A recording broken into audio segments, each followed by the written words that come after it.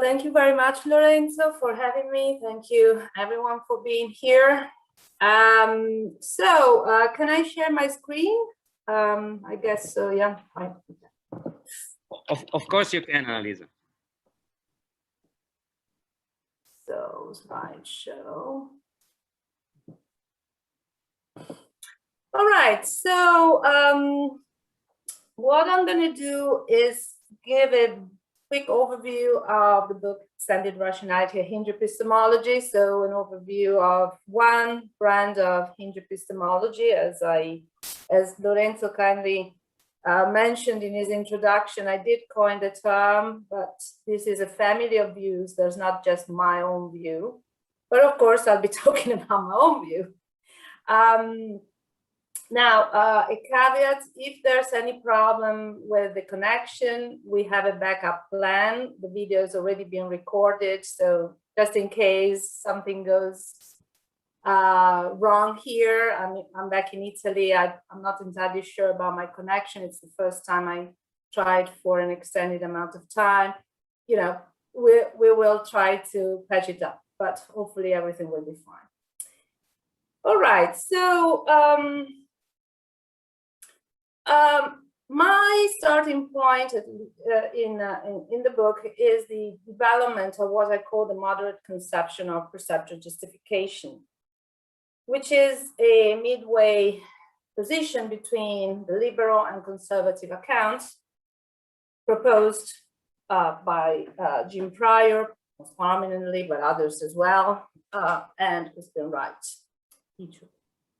So according to the liberal account, belief about specific material objects, such as, here's a pen, is perceptually justified if and only if absent defeaters, one has the appropriate course of experience, a pen-like experience, and that's enough to give one justification to believe the corresponding proposition that there is a pen here.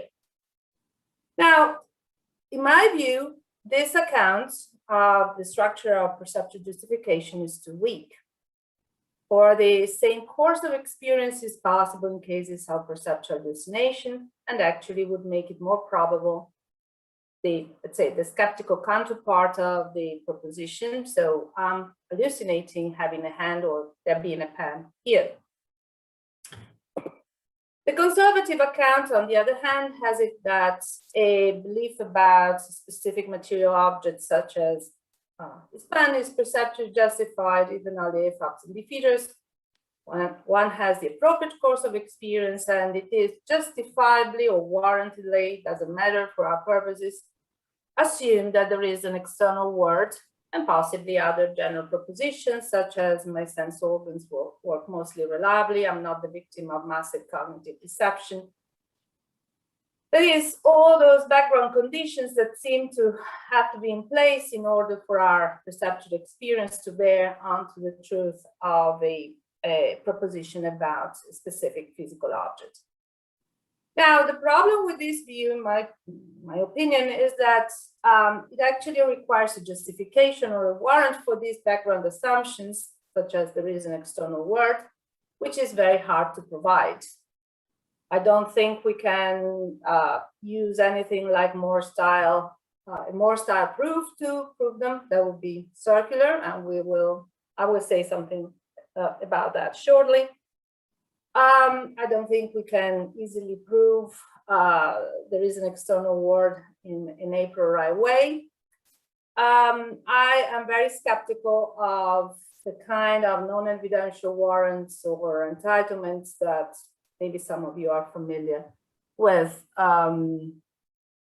after reading Crispin Wright. So the account that I favor for this reason, and then we can go on in the Q&A about more reasons in favor of that, is the following one. A belief about a specific material object, such as this pen, is perceptually justified absent features, if and only if one has the appropriate course of experience, and it is assumed, but without any justification or warrant to do so, that there is an external world and possibly other background general propositions or assumptions, such as the ones that were mentioned before.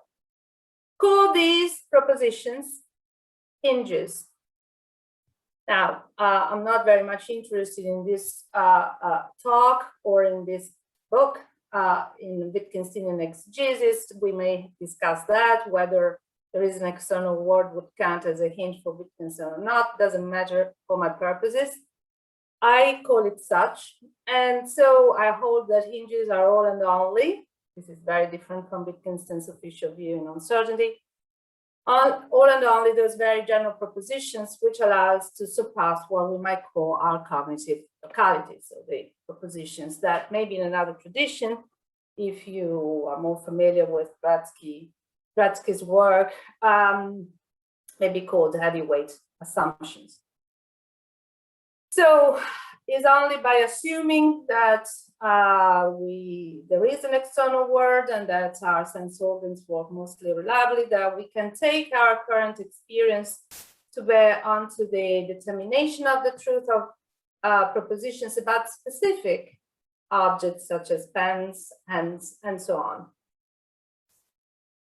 I will be talking about the hinge. There's an external word. I will be addressing issues surrounding skepticism about the external word in this talk, but I do believe that this kind of approach can be generalized. In the book, I do try to generalize it to other cases, such as the existence of other minds, the uniformity of the principle of nature, and so on and so forth, that underlies inductive generalizations. Now, there are some issues about what it means to assume a certain proposition, such as the general hinge, there is an external word. And here I distinguish between assuming a proposition propositionally or doxastically. So in my books, to assume that the proposition propositionally means that that proposition figures among the ingredients of a propositional justification for perceptual-based beliefs, or something that we need to assume, as it were, in the abstract space of reasons. Or in other words, it's what we as theorists have to posit in order to provide a, I think, correct account of the structure of perceptual justification. Doesn't have necessarily anything to do with what goes on in people's minds. Now, I think that if we look at the history of philosophy, moderates, philosophers that have maintained a view which aligns with what I just mentioned, well, moderates are legion. I think several naturalists, and here I borrow the expression from Strozen, hold a moderate position, take a Hume-style kind of epistemology. It's only by, it's part of our nature, it's part of our human nature, in a sense, to assume that Hume would have used the word belief, but I will not follow him in that respect, that there is an external word, and on that basis go about forming beliefs about specific material objects. In a Wittgensteinian fashion, if we look at uncertainty, it's not so much part of our human, even biologically determined nature, but it's more like part of what Wittgenstein calls the hinge of the word that we have inherited from our community that we do so. I think that pragmatists, for instance, Peirce, actually are moderates. They don't require any justification of an epistemic kind for assumption that there is an external word. They may give something like a pragmatic justification for that because it proves useful and we have to assume it, as it were, in order then to be able to have perceptual justification for our ordinary beliefs. But the way in which I think pragmatists of that kind would still count as moderates is because they do not require, and they actually don't think it's possible to provide an epistemic justification for that kind of hinge assumption. Now, although they are legion in a sense, I think that once we look at their positions, then it becomes pretty obvious that they do not have a convincing response or reply to skepticism, because skepticism about the external world challenges us to produce an epistemic justification for, according to the skeptic, the belief in the existence of an external world. And neither the naturalists that I mentioned in the beginning nor the pragmatists do anything like that. Now, in a sense, I will not be doing that either, but I hope to be able to offer a diagnosis that will allow us to counter skepticism anyway. So I think that this moderate account has some interesting and worth considering consequences. One is about the correct understanding of transmission failure, or at least one possible reading of what transmission failure amounts to, which I think is actually the most interesting one from a philosophical point of view. There may be other readings. I don't think they are necessarily in competition, but I hope that this one that I'm going to mention in a moment is the philosophically salient one. So take a more like kind of proof. So you have a visual experience as of a hand here, and then based on that experience, you form the belief that there is a hand, and you do have a justification for here's a hand. Then the second premise is that if there is a hand here, then there is an external world, and this is something that we know, or at least we have justification to believe, from which Moore thought that he could derive a justification or indeed knowledge for the conclusion that there is an external world. Now, the diagnosis of what is problematical in this inference has to do, in my view, with the following issue, that in fact, the assumption of the conclusion that there is an external world is needed in order for one to have a justification for the first premise of the argument based on also on the current experience one is having. And my claim is that whenever we encounter a kind of inferential structure like that, in which the conclusion, the assumption of the conclusion is needed in order to have justification for one or more of the premises, then the argument fails to produce or creates even a first justification to believe its conclusion. So it exhibits a form of transmission failure. Now, another relevant consequence of this account is that the closure principle for epistemic operators fails. Why so? Well, if you go back to this scheme of inference, or at least this example, you know, the idea is that you may have a justification or indeed knowledge of the first premise as well as the knowledge or justification for the second one, and yet due to this kind of transmission failure, even if the argument is perfectly valid, etc., you don't acquire any justification or knowledge of the conclusion. And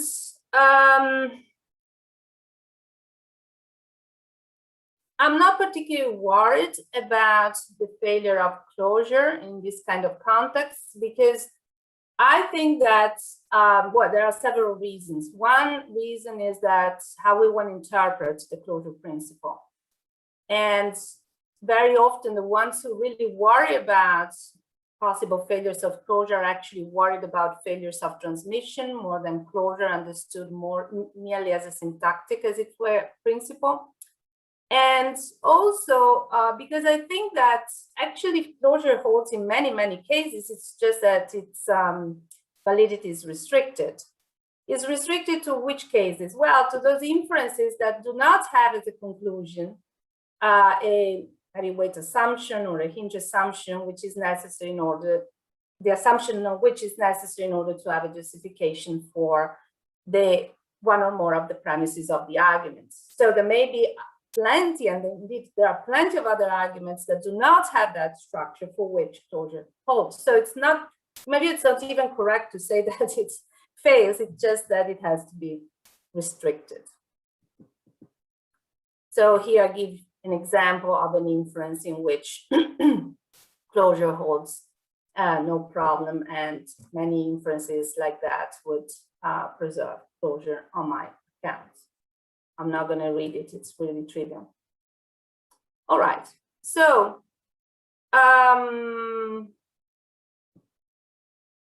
yeah, this is basically summarizing what I've just said. So let's now move on to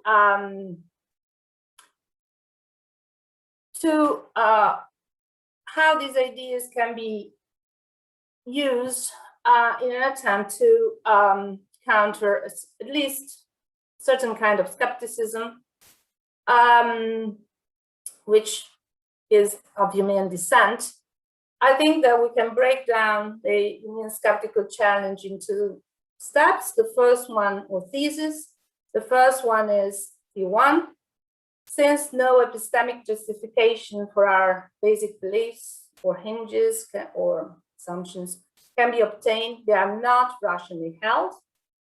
They are simply held because of our psychological constitution or for any other non-epistemic factor that you might want to plug in instead of psychological constitution here, if you are of a pragmatist persuasion, for instance, which makes it natural, in some sense of natural, for us to hold on to them.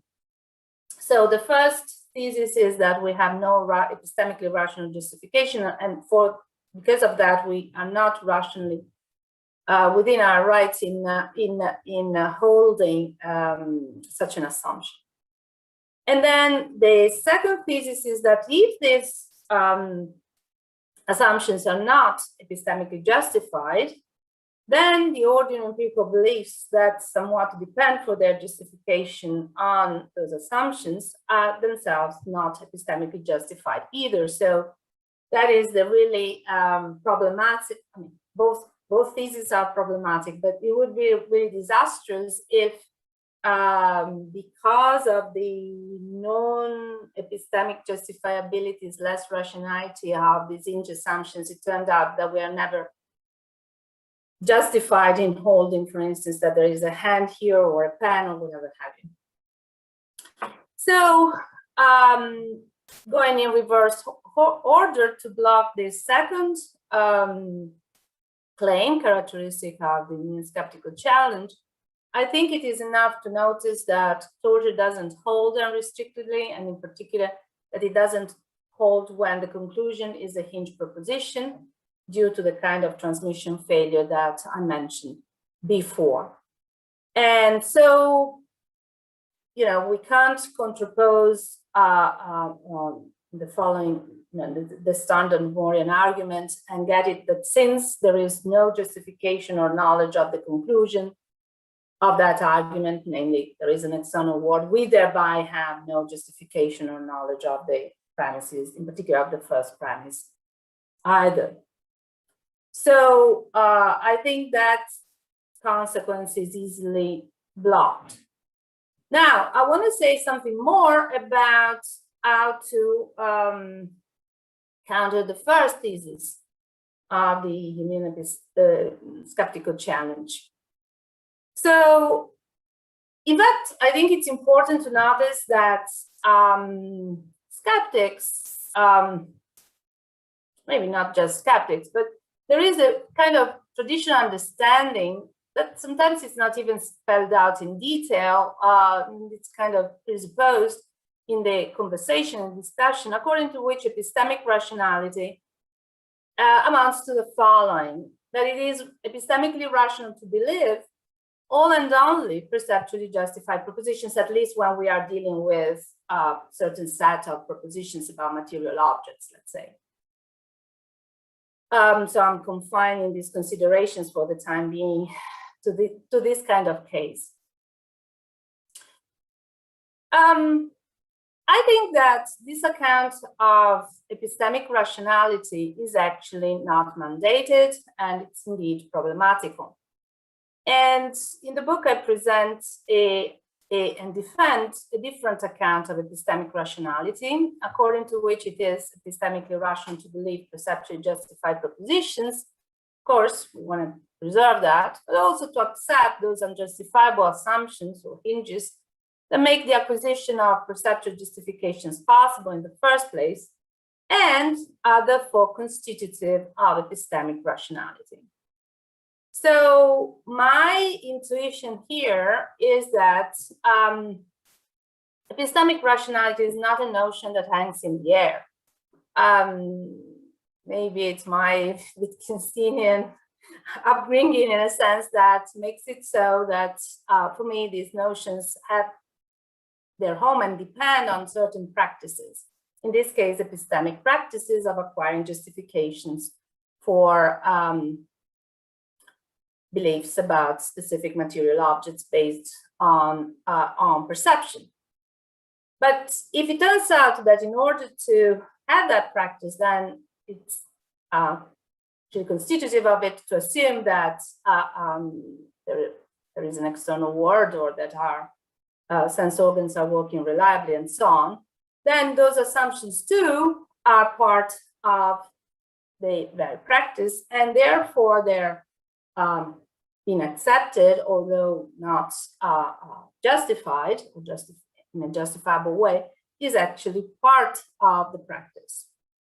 And I think that there is a tendency to exclude that, because we are often much more interested in the moves that we make in the game of providing justifications for or against specific beliefs, empirical beliefs, rather than in thinking about their more general structure and what makes them possible. And here, I think it's useful to keep in mind the analogy with games, at least to the following extent, that games consist both of moves within them, but also of their rules. And amongst their rules, we can distinguish between constitutive ones, that is, the ones that are individuative of the game and make it the game it is, and other less constitutive or regulative norms of games. Here I'm obviously interested in the constitutive ones. So rules are constitutive of the game, at least certain rules are.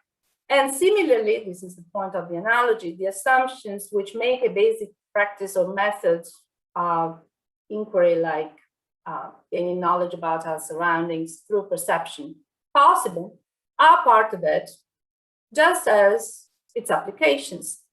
Indeed, these assumptions are constitutive of this basic practice or method, and therefore they're also constitutive of epistemic rationality. So if you allow for this extension, once the first part of the title of my book, Extended Rationality, if you allow for this extension of epistemic rationality beyond perceptually justified beliefs, so that also these constitutive assumptions that make possible the acquisition of justified beliefs turn out to be rational, then these assumptions are actually mandated by the lights of epistemic rationality itself. They're not there because we find them useful, or because it comes natural to us due to our psychological constitution or our world picture. And so this offers us a way of providing a kind of response to skepticism, which would hold that if these assumptions are not epistemically justified, then they fall out of epistemic rationality altogether, and in a sense are arbitrary. They're not arbitrary. Now, of course, one might wonder if our practices are arbitrary, but these practices are the ones we engage in just as skeptics do, so at least they are common to the parties to the debate. And so these very assumptions that are constitutive of epistemic rationality are something that skeptics too are committed to. And they're not just something that we are arbitrarily assuming. Now, of course, an epistemic or a rational mandate is not a justification of a non-evidential nature, so I don't think this account has anything in common with the entitlement view. A mandate doesn't speak to the truth of what it mandates, so it's not that saying that there is an external world is constitutive of epistemic rationality says anything in favor or corroborates the truth of that proposition. And of course, it's not an entitlement, as I've already mentioned.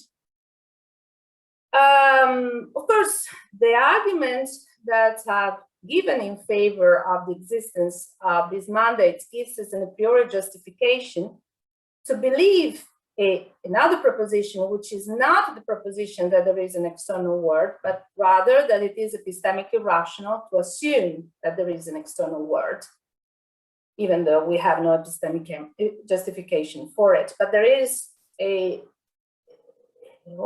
it's completely different to say that we have a justification for the belief of the content of which is the proposition there is an external world, which is about the world, or to say that we have a justification to for a belief the content of which is actually the one captured in that part of the slide, which says something about the rationality of assuming that proposition.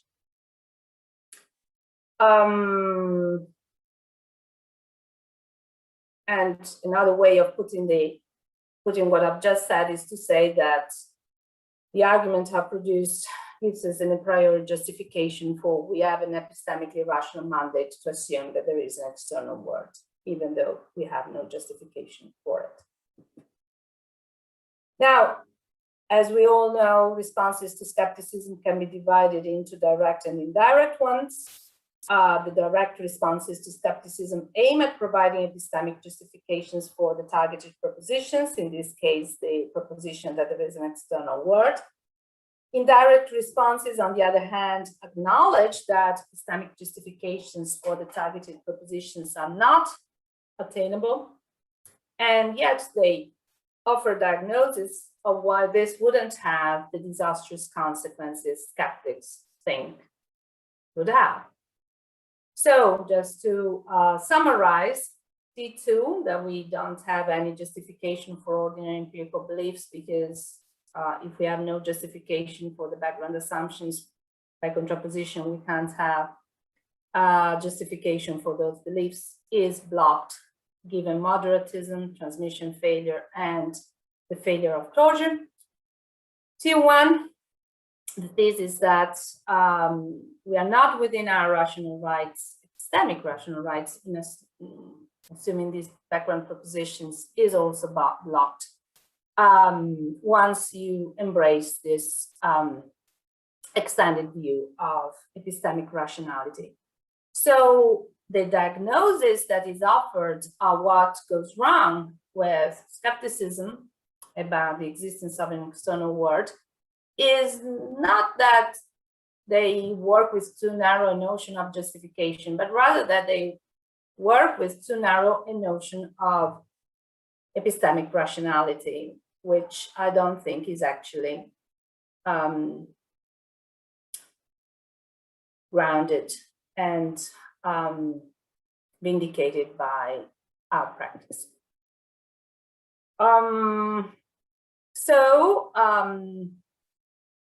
This is just a summary of the basic move made in order to counter skepticism here with the description, the definition of epistemic rationality according to the extended view.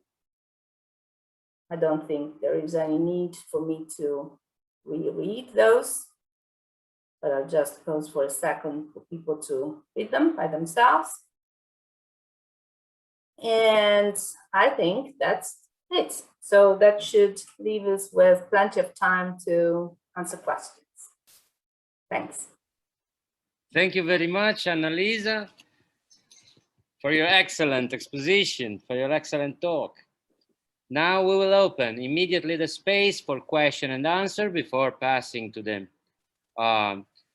next talk of Annalisa. So everybody who wants to make a question to Professor Coliva, please write me, type me personally, so privately through the chat, question, the word question, or just the letter Q. And I will give you the floor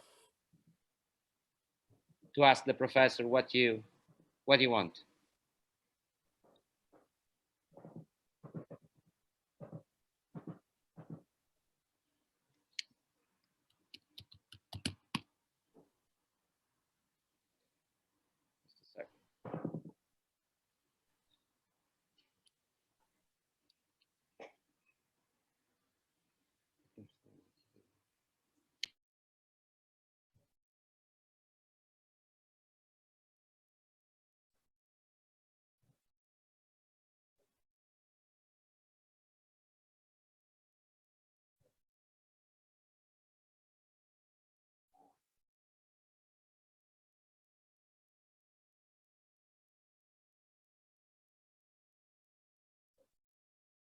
So in absence of other questions or waiting for other questions, for next questions, I will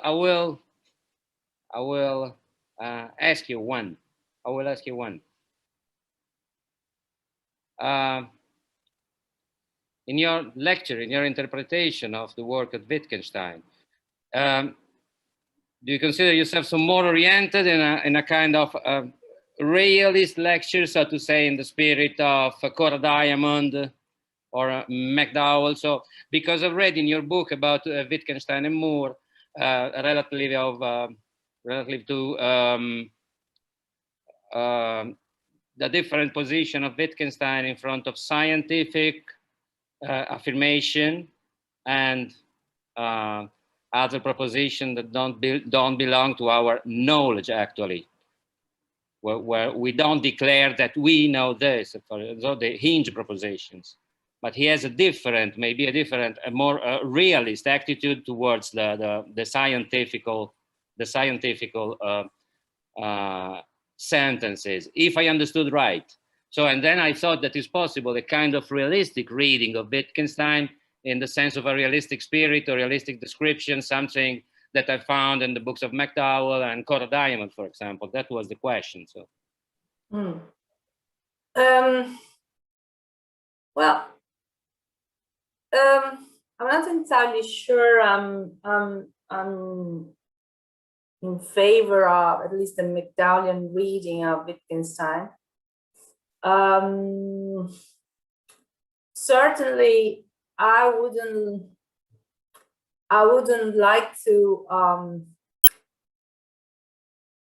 maintain a kind of hinge epistemology, which I think, for instance, my colleague Duncan Pritchard is maintaining, that relies on McDowell's disjunctivism, and actually thinks that Wittgenstein was ultimately in favor of a disjunctivist position, according to which, you know, if we have a certain course of experience, as of the hand here, actually either we are in the good case and we are perceiving the hand, therefore we have justification and knowledge of that, or else we are in a bad case scenario.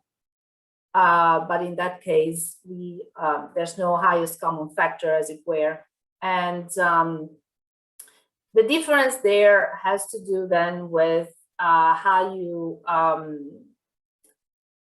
think of what is necessary in order to have a justification for a belief about a specific material object. And on that kind of reading, you don't have to presuppose these background assumptions. Now, the problem with that is actually in the disjunctive move, in my view. So, you know, you have to, you say, well, either you are in the good case scenario, or you are not. If you are in the good case scenario, you are perceiving, and you do know that there is a hand here, even if you are not assuming that there is an external world. But the problem is that it becomes part of what it means to be in the good case scenario, that there is indeed an external world, that our sense organs are working reliably. So you have just moved, as it were, the pieces and made them part of the metaphysical conditions rather than what goes into a reconstruction, as it were, of the rational structure, of the structure of perceptual justifications. The other problem with that kind of view is that it seems to me that it has a difficult time confronting skepticism, because clearly a skeptic would say, okay, I may even grant you that either we are in the good case scenario and therefore we are perceiving the hand and we know that there is a hand here, but how do you know that you are in that kind of scenario? And it's part of these views, McDowell's view, as well as Rich's view, that you can't tell that of your experience. So, and it's not easy to see how else you could go about responding to this kind of second order challenge. So, my reading of Wittgenstein, so if you're asking me what my position is as a Hindu epistemologist, I'm not following the other Hindu epistemologists, in particular Pritchard, that follow McDowell and have this kind of disjunctivist reading. As to Wittgensteinian exegesis, I also think that that is not the best possible or more accurate reading of uncertainty. I think that Ganesh and Bounsfeld, I think the book is called The Illusion of Doubt, has defended this kind of interpretation of Wittgenstein's uncertainty. Yeah. I personally don't think it's accurate or even, really supported by the text. And there are problems with Wittgenstein's uncertainty and to consider it as a text. But anyway, I'm not of that persuasion. Okay. I was just thinking about the famous use of some sentences from uncertainty to talk about a kind of relativist Wittgenstein, quite typical that there are two opposite lecture conforming to the classical. But I don't think he was a relativist either. No, I don't think too, but not even in uncertainty. Of course, there are many that read him as a relativist, and very famous people do and keep doing it, including Kripke, Boghossian, and others, and Martin Pusch. Yeah, I don't think that it is warranted either. He was more interested, if you will, in showing that whatever our hinge assumptions might be, it's not the case that we hold them because they are correct in a way that can be determined independently of our minds and judgments. But that that doesn't make him a relativist either. So I don't think that when it comes to there is an external world, he would condone holding completely different positions and possibilities, just as if they could be livable or something that we could take seriously. And he actually devises three broad strategies to, in my view, to counter relativist readings or interpretations or drifts, which we may talk about if there are no other questions, but if there are other questions, I'm happy to answer the questions that people may have. It was not this the intention, you're right. So I have the same, I give the same lecture, the same interpretation. I have one more question from Professor Maria Martinez Ordaz. Thank you. Annalisa, for your talk. I have maybe a naive question. I am sure it's a naive question. So I was wondering, how can we, if you have any thoughts on the way in which the different responses to the skeptic can affect the achievement of certain epistemic goods, like understanding, for instance. So if you look at the first type of response of the indirect responses, it seems that the thesis one, it seems that has like an inferential spirit, right?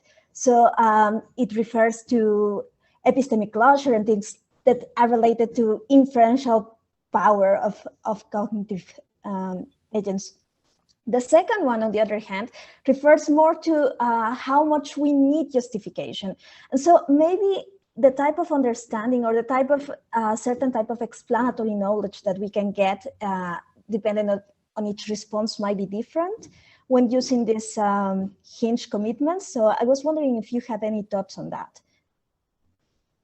I agree with everything I've just said, but I'm not sure I got the gist of the question. So, do you want me to repeat it? Maybe try a bit clearer?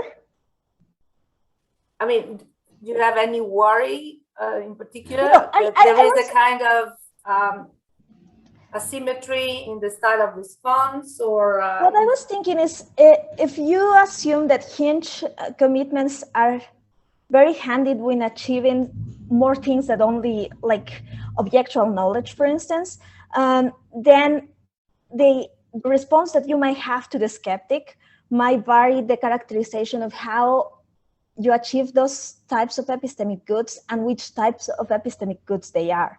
So I was thinking about understanding, for instance. And so if you respond to, according to the first indirect response, which is going to be more inferentially inspired, maybe the type of understanding that you can justify when using hinge commitments is an inferentialist type. So you may say, oh, I can structure this in a certain way without saying something about necessarily about the word and so on, but inferentially it behaves well. On the other hand, if you adopt the second type of indirect response, which appeals more to the work that this thing is doing, you might still have certain type of a stronger type of understanding and say, okay, these hinge commitments are those things that in the case of science, we tend to call felicitous falsehoods, for instance, and they are working there without us necessarily being able to justify them. But the type of understanding that we can achieve is, in a sense, stronger than the one that is only inferential or a structure, in a sense. So I was wondering if you have any thoughts on that.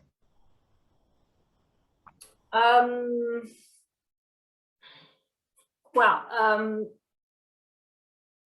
I'm not sure that the first kind of counter to the neo-skeptic gives you something like just inferential justification. I don't think so. I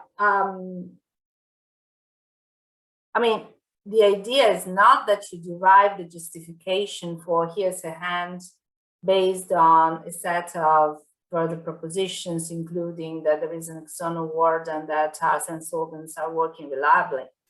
The idea here is that in the specification of the structure of perceptual justification, we as theorists have to identify certain ingredients that are constitutive of epistemic justification. And that can, the epistemic justification you have may be as direct as, you know, the one that maybe a liberal would, or a liberal account would make it obvious, like just seeing things. But because it's not something that the subject has to infer, I mean, this further hinge is not something from which the subject has to infer to the justification of here's a hand. So I don't think that the first counter is inferentialist or gives you something weak. It gives you something very strong. It gives you precisely perceptual justification or indeed knowledge of certain ordinary empirical propositions like here's a hand, or there is a pen here, or there is a computer screen in front of me. So maybe that's one thing that it's worth clarifying, just to make sure that we are on the same page. So the idea is that the justification is not direct in the sense that the liberal wants it to be, but that doesn't mean that it is inferential either. The other part of the counter to mean skepticism actually is not realist in a sense, because it's not that I'm saying, well, thanks to the fact that there are physical objects, or that there is there is an external world, then we are rational in forming whatever beliefs we form by whatever means or methods we use, including perception, or maybe even instruments in the case of scientific investigation. So I don't think that gives you something very strong, but I don't think that entails any idealist view either. And you could think about these hinge assumptions along multiple lines. If you are more of a Wittgensteinian Carnapian, even in a sense of a Wittgensteinian Carnapian persuasion, you might think of them as not even being descriptive statements or propositions, but actually as rules or norms that you have to accept in order then to ask kind of internal questions and have methods to answer those questions. I prefer not to go down that line. I do want to save the propositionality of hinges. I think that they are truth-apt, but then I interpret that truth in a minimalist fashion. And I think that the idealist has actually nothing on their side to claim that unless we hold on to a correspondentist view regarding the truth of these hinges, we are actually falling into a form of idealism. So I'm not entirely sure I've answered your question, but because I wasn't sure I'd understood it, but these would be my reactions. But that helps. Thank you very much. Thank you very much, Maria. I have another question from Professor Mario Solis, University of Costa Rica. Yes, sorry about not, just a sec. I'm gonna start the video. It says I cannot start the video, so can you hear me? No problem, you can ask the question without turning on the video. Without the video, yeah, apologies for that. No worries. Okay, thank you very much for your presentation. And I have a question. I've been concerned about some issues relating to reasoning and rationality, and so I'll try to make a question about that and about the link between facts, reasons, and if you want, reasons for action, practical reasons, if you wish. And here's the question. I'm drawing on Christine Kosgaard on this idea, and I'm going to quote Christine Kosgaard just to make my point and to say the question. And the question is, what is pain? But it's not a question for you, it's a question to start talking. So what is pain? Pain like Spanish dolor, right? So Christine Kosgaard has an answer to that question. Let me just say, look, I think I exchanged it in the chat, and her answer is pain is not the condition. So condition is a fact, right? There is a reason to change your condition. It is your perception that you have a reason to change your condition.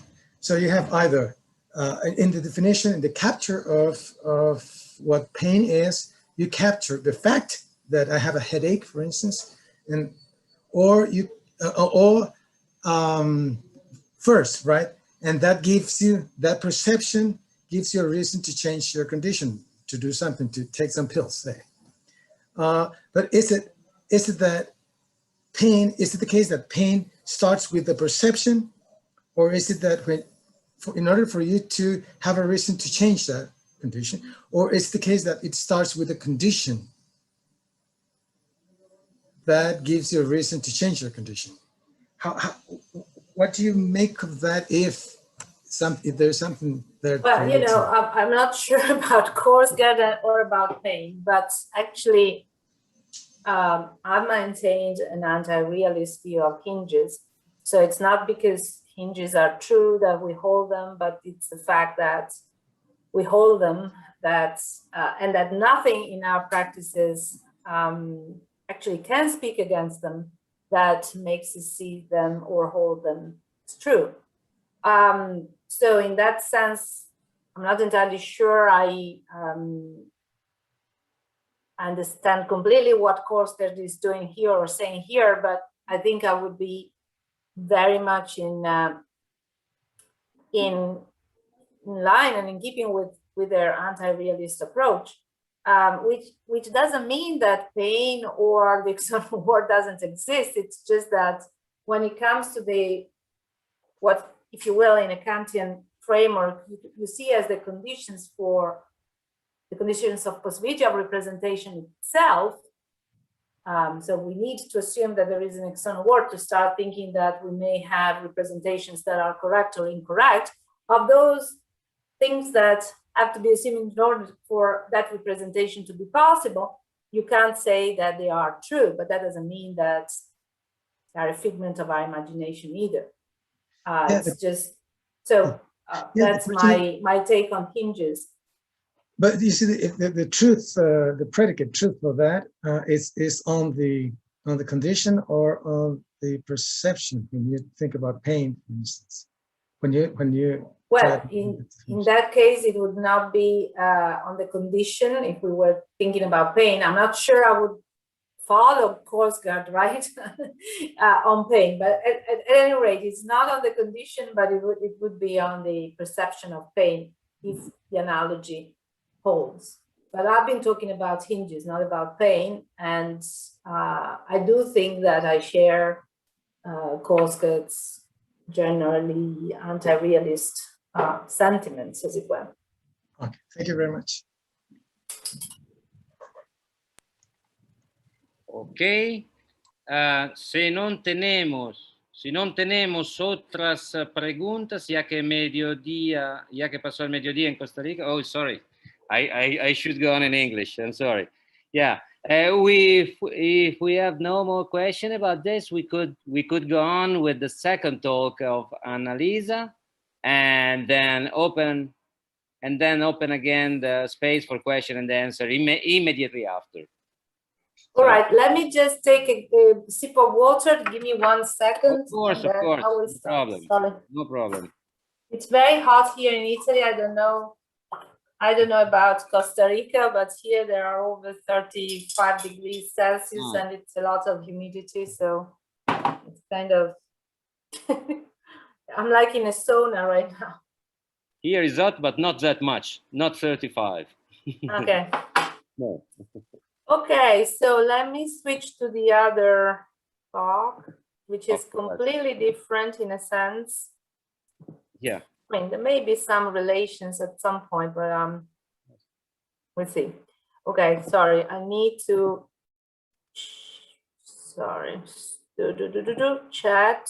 share screen, here we are. Right. Okay, from beginning. Right, so this is very much work in progress. I mean, what I did before was really an overview of a book, of my book, which came out in 2015, and something that feels kind of old to me, even if I've been developing some bits and pieces even afterwards. What I've been mostly concerned with respect to my interests in hinge epistemology after that book is the extension of the framework to new cases. and in particular the extension of it, not so much to induction or skepticism about induction and other minds, which was already present in the book, in the final chapter of the book, but the extension of the framework of the Hinge epistemology framework to issues in social epistemology and also in applied epistemology. So I've written quite a bit on disagreement and how the Hinge framework can be brought to bear on the issue of disagreement, even on philosophical disagreement, then on testimony and trust. I think that that framework is useful because it allows you, for instance, to find a middle path between reductionists and anti-reductionists about testimony and testimonial knowledge and justification. And one further application to some extent of that framework is in the field of applied epistemology, broadly speaking. And this talk that I'm going to give here right now is, if I had to give you the table of contents of the book, would figure in the last part of the book on applied Hinge epistemology. But as a matter of fact, the first part of the first and more substantive part of the talk will be more in, let's say, philosophy of language / mind. So more and happier women on the political significance of Wittgenstein, or maybe in the title that you have, family resemblances and Hinge epistemology. So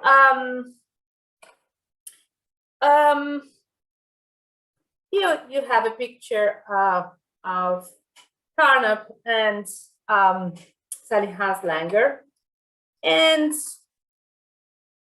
I think that Haslanger has been developing a sort of Carnapian approach to the issue of how to understand the concept woman and what to do with that, with the aim of bettering society, so with an emancipatory aim that has two aspects to it, as far as I understand. One is to better expose or help expose the kind of harms and prejudices that are held against women, and on the other hand, to also overcome them. And in that sense, there is an activist, a political aim to a way of doing philosophy. Now, the Vienna Circle, members of the Vienna Circle, like Carnap, but most notably Neurath, I think did have political aims. They were not just interested in science per se, or in explicating concepts per se. And I think it's in that respect that there is a strong affinity between what Haslanger is proposing and what Carnap, in a sense, proposed. Now, let me say that I admire in many ways both the idea of exposing certain kind of harms and injustice that are perpetrated against certain people, again, women. That's what I will be talking about today.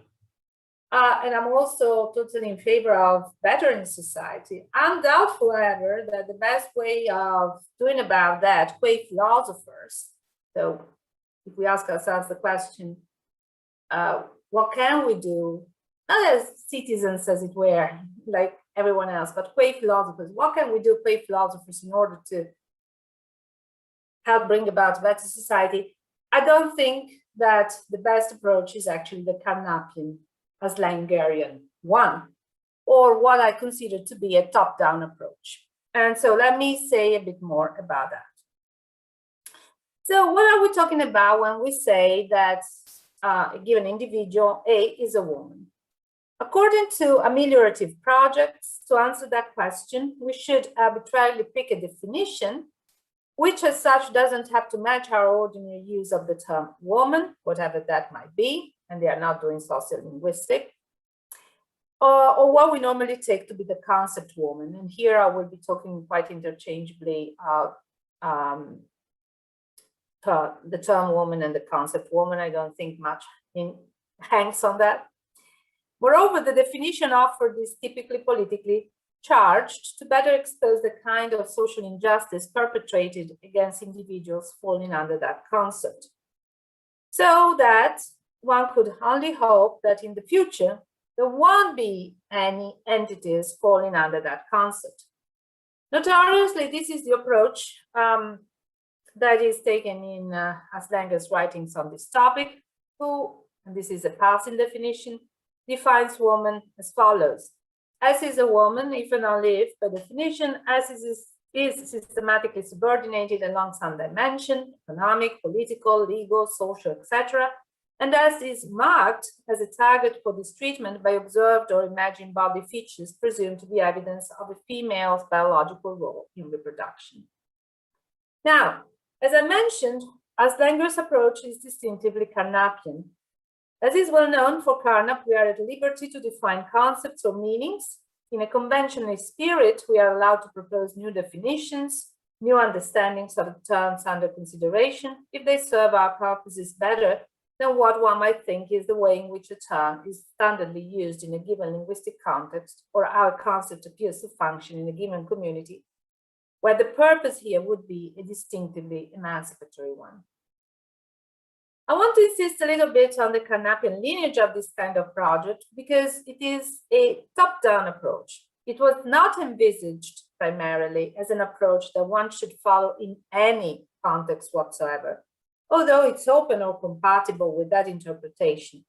It was rather conceived as what scientists or mathematicians or logicians, so scientists in the broadest sense possible, even philosophers to some extent, would have to do and typically do.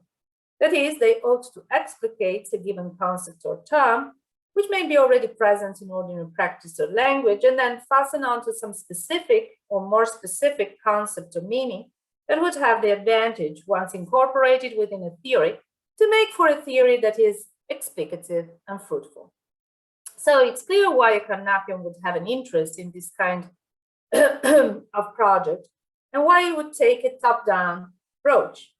Because basically Carnapians were first and foremost interested in scientific contexts and scientific terminology, be it the terminology of natural sciences or of mathematics or logic. Notice furthermore that in those contexts, the top-down approach is entirely legitimate, that Euclid defined what a point or a straight line is, and have the practitioners of Euclidean geometry use terms that way, no matter whether in ordinary language those terms are used differently. After all, there are no indivisible points in real life, and straight lines are never really straight in the world. In short, speaking the Euclidean language is a prerequisite for doing Euclidean geometry. So if you want to play the game, you need to speak the language. Now, when it comes to the domain presently under investigation, however, things seem much more complicated and difficult for the Carnapian approach. Since we are not trying to do social science here, I don't think Aslanger is doing sociology or all science or whatever, thus explicating concepts in the service of building theories that should be empirically testable, but are merely trafficking in meanings and concepts available to us, qua members of a given society, with the hope of bringing about certain changes in society. So one might wonder what the point of this top-down approach could ever be.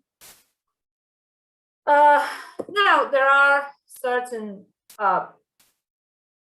worries that one might have if one looks at things from this perspective. If the concept woman people have in our society is actually different from the one Aslanger proposes, from the definition I gave you in the previous slide, it would be difficult to claim that by getting rid of women in this second sense, in the sense proposed by Aslanger, we're actually improving the lives of women in the first sense, the ones that live in the real world, picked out by the real concept. One would easily be accused of equivocation or of wishful thinking, neither of which are charges to be taken lightly in a political context, in my opinion. Now, if it doesn't connect with what people already do, how is that project going to help improve our society?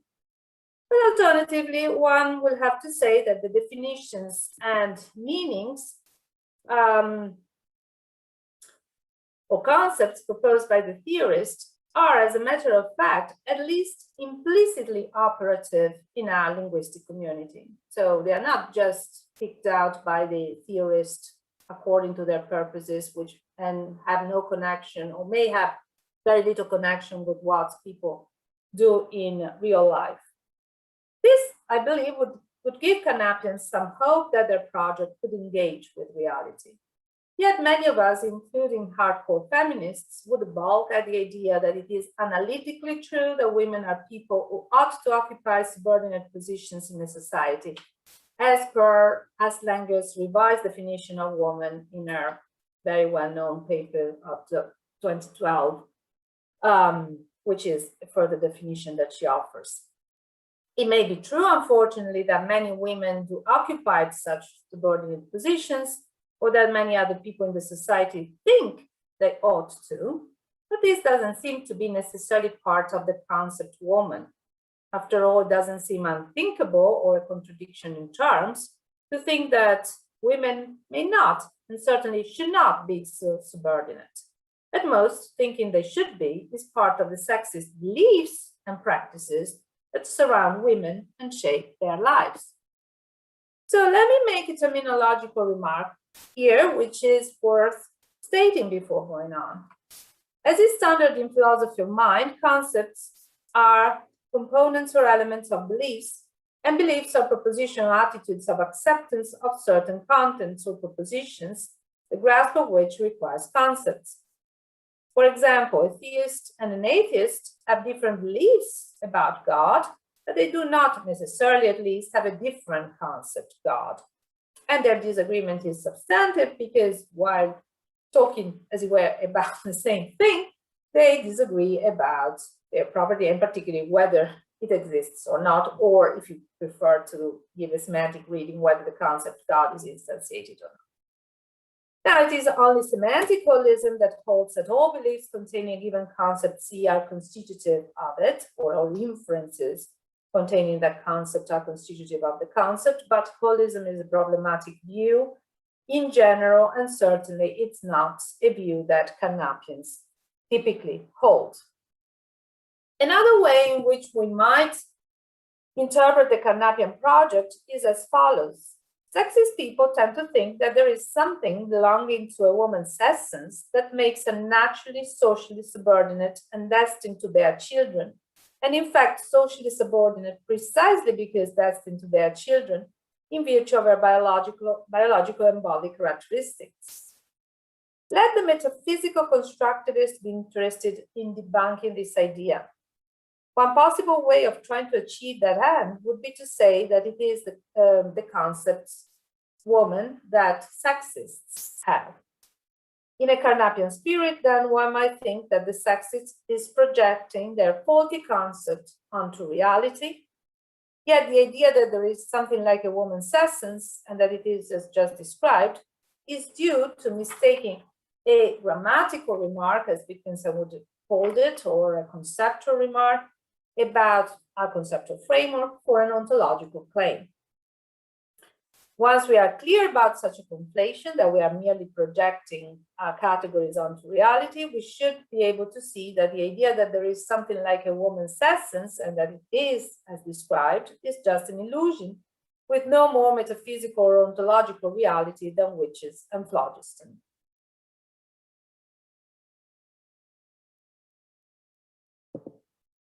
However, I think there is a problem with this further possible interpretation of the Carnapian project. Let us admit that the sexist concept woman is described as before.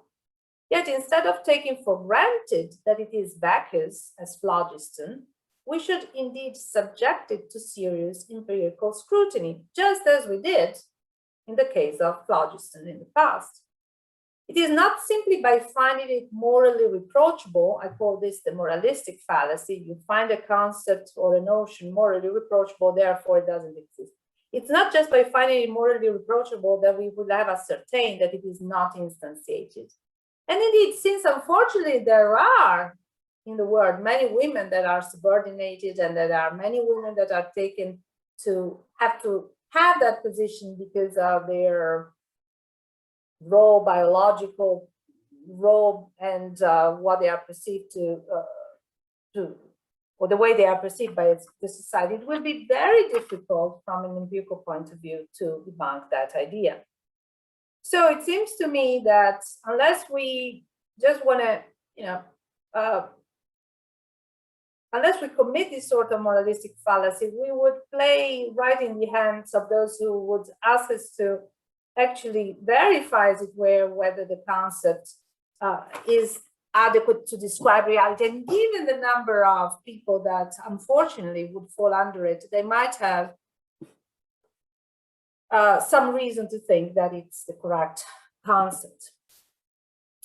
So here I would like to consider a different approach to the issue, one which is inspired by Wittgenstein, and it's a bottom-up approach. So the first part of this is that, well, let me say something about what I think the two projects have in common. Certainly both projects are anti-essentialist projects, if by essence we mean a natural essence or even a social essence, although I'm not going to talk about that. And they both share the idea, which is, the leitmotif of what was very, was typical in the 1930s. Wittgenstein, Carnap, the Vienna Circle, Weizmann was holding exactly these views as well. Namely that issues that seem to take the form of metaphysical questions about, for instance, what a woman is, actually are better approached by looking at the workings of our words and concepts. And certainly they share the view that meanings in a certain sense are arbitrary. I don't think Wittgenstein was completely on the conventionalist side as Carnap, I think, was, but he also held the view that grammar, as he used to call it, is arbitrary. So it's not grounded in facts, metaphysical facts that are independent of grammar itself, nor in our psychology for that matter, for Wittgenstein. But Wittgenstein takes a more descriptivist line than Carnap, for sure.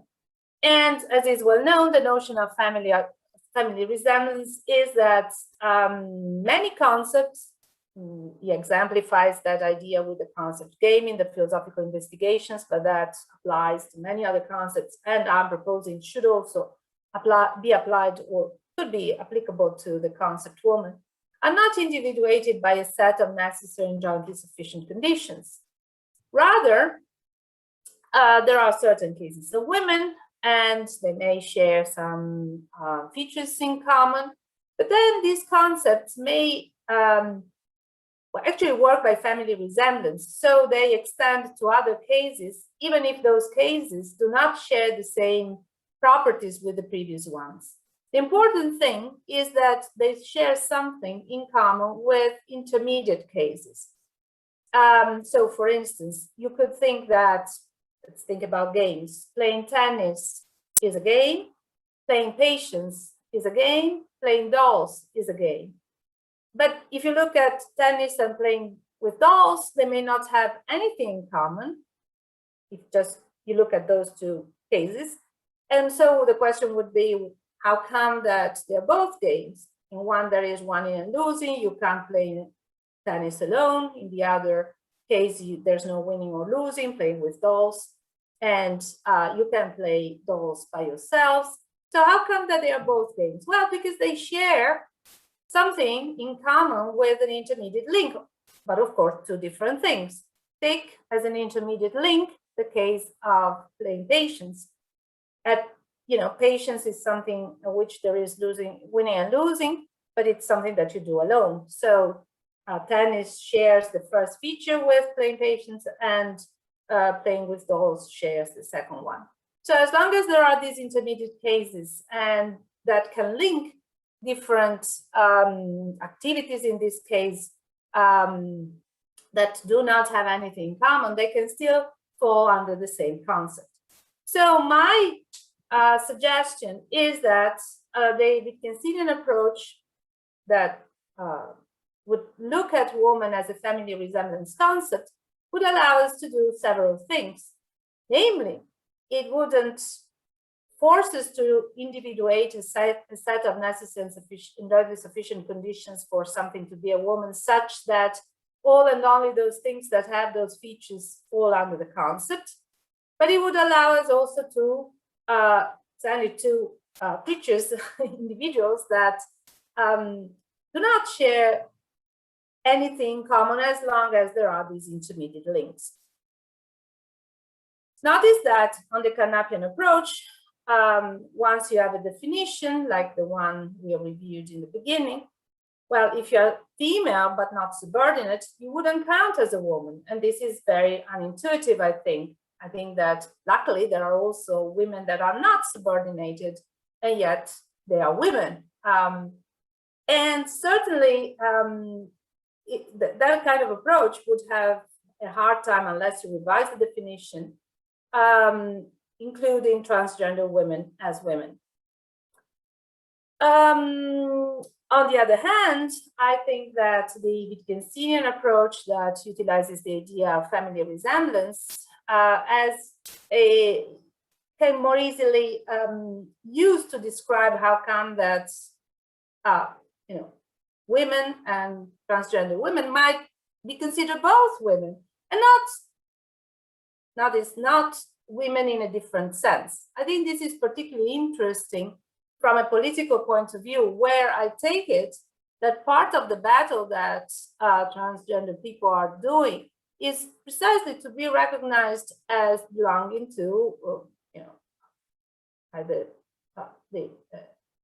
women, if they have made the transition to that, or men in the other case, not women in a different sense from women.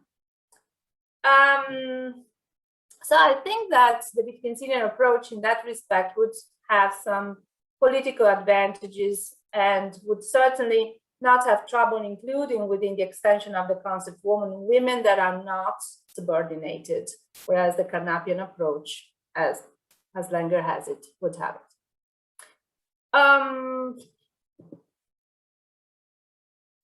There's also another issue here.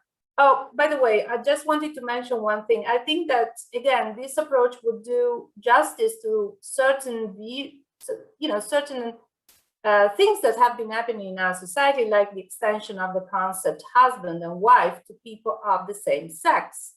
So they, again, and the political battle is not being one according to which they could have been recognized as husband or wife in a different sense, but just as husband of a man or wife of a woman, just like husbands and men and wives in a heterosexual couple. There is another advantage, I think, to the Wittgensteinian approach. By being a bottom-up approach that basically follows what happens and extends concepts based on what happens in real life, as it were, there is nothing like the idea that amelioration would happen by having someone like a theorist, a schoolmaster, dictate a new meaning for our old words, or by invoking conceptual replacement. Let's replace our old concepts with new, better ones. Particularly if the schoolmaster were a philosopher, and unfortunately our discipline is not in the highest consideration, socially speaking, I think we would have very little sway, and we would not convince many people to actually follow our inclinations, even if I'm totally in favor of these progressive attitudes. Rather, the Wittgensteinian bottom-up approach would enjoin us to fight on the rough ground of what Naomi Shemin calls serious politics. So let's, do whatever it takes at the societal level to promote certain recognitions like same-sex marriage or the recognition for transgender women or men to be counted as women or men, respectively. And I think that this is, and then our concepts would extent based on what happens on the rough ground of serious politics. It's not that we are dictating new definitions. Now, what goes into the law may be different, but the law is typically, and in the best cases, following suit and trying to register with definitions and so on, societal changes that basically have won, in some cases, the battle. I think that's actually better from a democratic point of view. I think that a democratic and non-authoritarian, non-paternalistic conception of how politics works, of how concepts follow our political battles would actually enjoin fighting, as I was saying, of fighting on the rough ground of politics. Also notice that Haslinger literally says that the aim of this work that she's been doing is to bring about the day where there won't be any women in Haslinger's sense, according to that definition, according to which only subordinated people, etc., would count as women, but only females. Actually, I think that the aim on the Wittgensteinian approach would actually bring about the day where there would be more women, that is, more individuals that would count as women, so I'm referring here to transgender women, but also happier women. I know this is very simplistic, that is, women that, while not being subordinate, are still fully women. And so, you now see the rationale for the title of my talk, More and Happier Women. Now, I don't know if I don't think I have time for going into the last part of the talk where I connect these issues a little bit with hinge epistemology, but I'm happy to stop here and maybe, Lorenzo, just tell me what you think is best I do. 12:30, depends. If you can close in about 10 minutes. Yeah, I definitely can. Yeah. All right. Let's do it.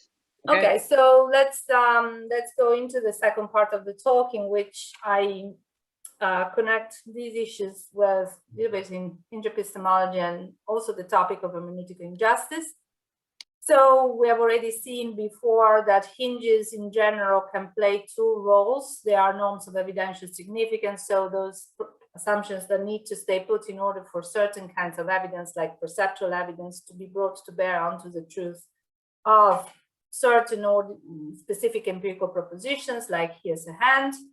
They may also play the role of meaning constitutive norms, if we stay closer to Wittgenstein in uncertainty than Coliva in extended rationality and hinge epistemology. So for Wittgenstein, not for me, but anyway, the here's a hand is a hinge in the sense that it can play a meaning constitutive norm. If we were not sure that there is a hand here, we would not know how to ostensibly define the term hand. We wouldn't know what would count as a correct application of that term, and for Wittgenstein, that would have certain consequences regarding the meaning of that term. So typically, hinges are taken to have those two functions. Now, I think everyone here is likely familiar with Miranda Fricker's notion of hermeneutical injustice. I just want to draw your attention to the fact that, according to Miranda Fricker, hermeneutical injustice arises when there is a lack in our conceptual resources or to the resources belonging to a community due to structural identity prejudice, so that certain experiences that some members of the community are having are precluded from understanding. And she gives the example of sexual harassment, of the concept sexual harassment. Before that concept was coined and introduced, then of course there was the harm.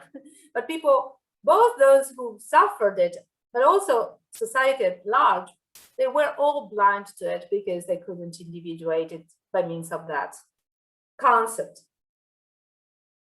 I think that is good and it's fine as far as it goes, but I have the I do think that hermeneutical injustice may arise also in cases in which there are faulty conceptual resources in a society that are kept in place due to some form of identity prejudice and that preclude members of a society's experiences to be understood and made sense of, even to the people that are suffering those kinds of experience. So in another paper of mine, I've looked at length at the concept, the very notion of hysteria. Hysteria is a concept that has been used for millennia.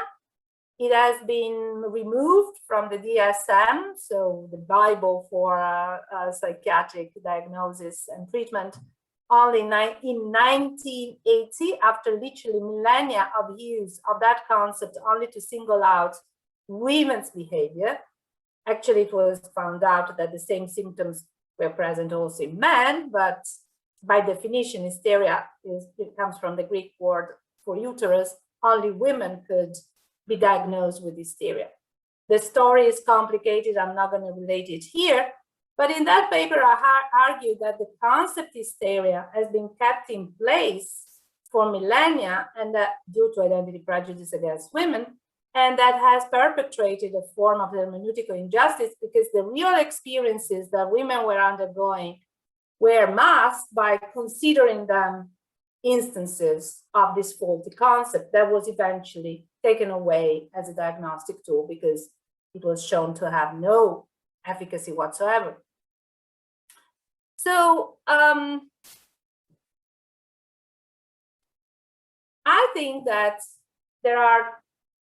we are witnessing here a kind of battle between two understandings or possible understandings of the concept woman. One is the more traditional conservative notion of woman that blocks the extension of that concept to new cases, particularly the cases of transgender women.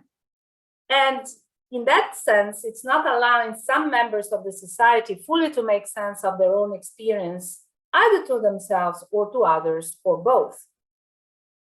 So in my view, sticking to the concept woman conservatively understood would actually perpetrate a form of hermeneutical injustice, not because there is a lack of a concept, but because if we don't allow for the extension to the new cases, it's going to turn out to be a faulty concept. And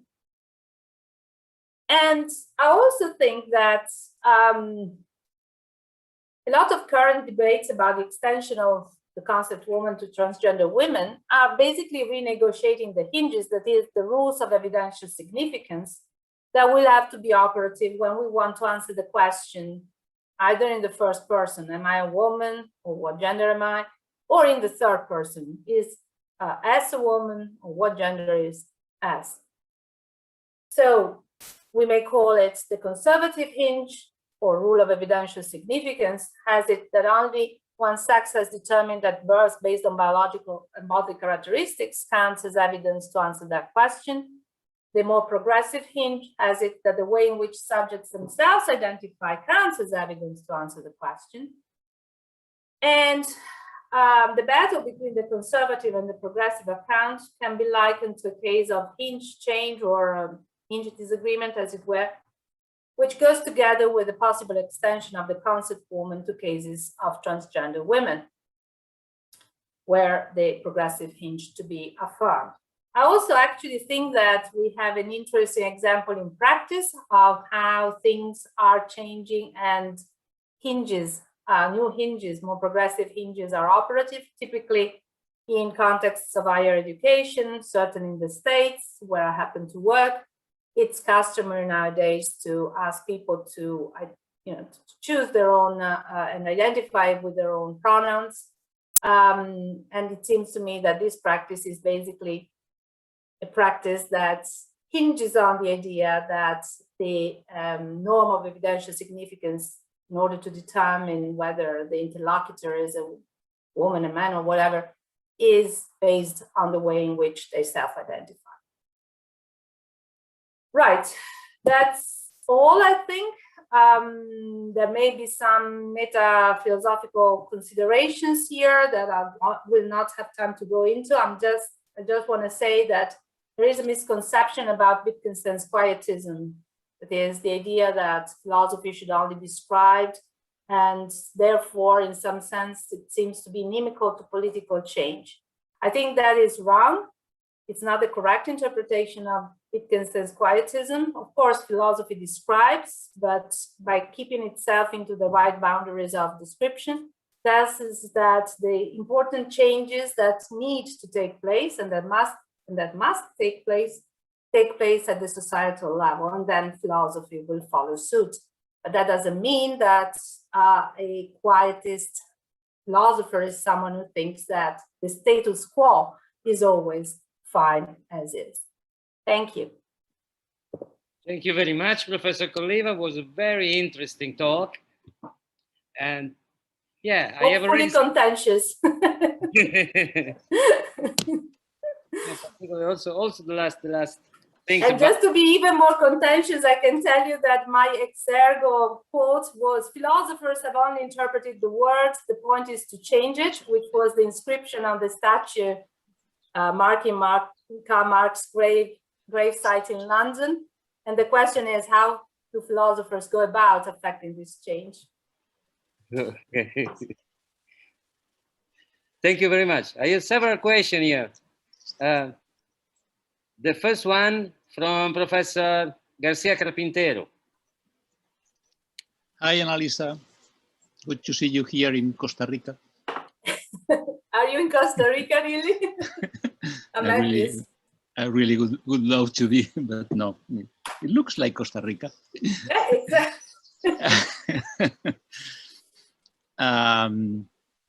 Okay, I mean, a few comments that,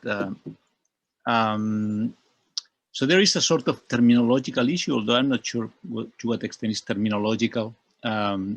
This anti-definitional strand in Wittgenstein.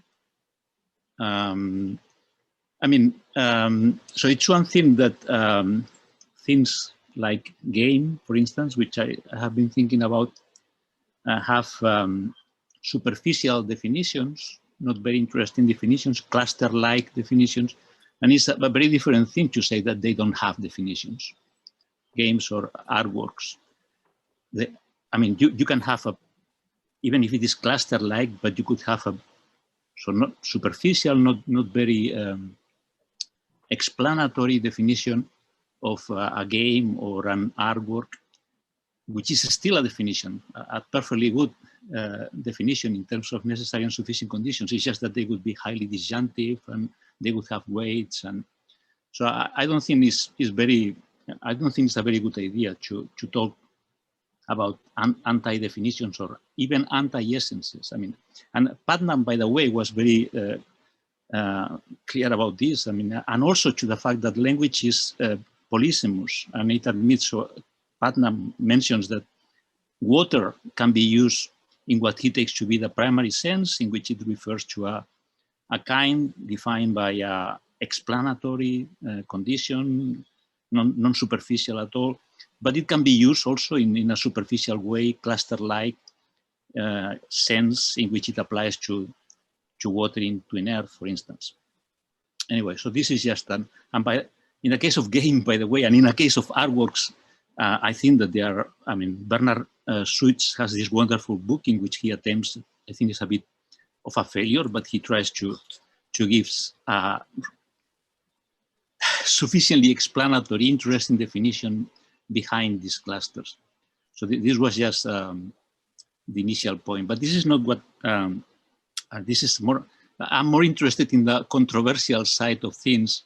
So in the case of man and woman, there is also the possibility of having a biological definition.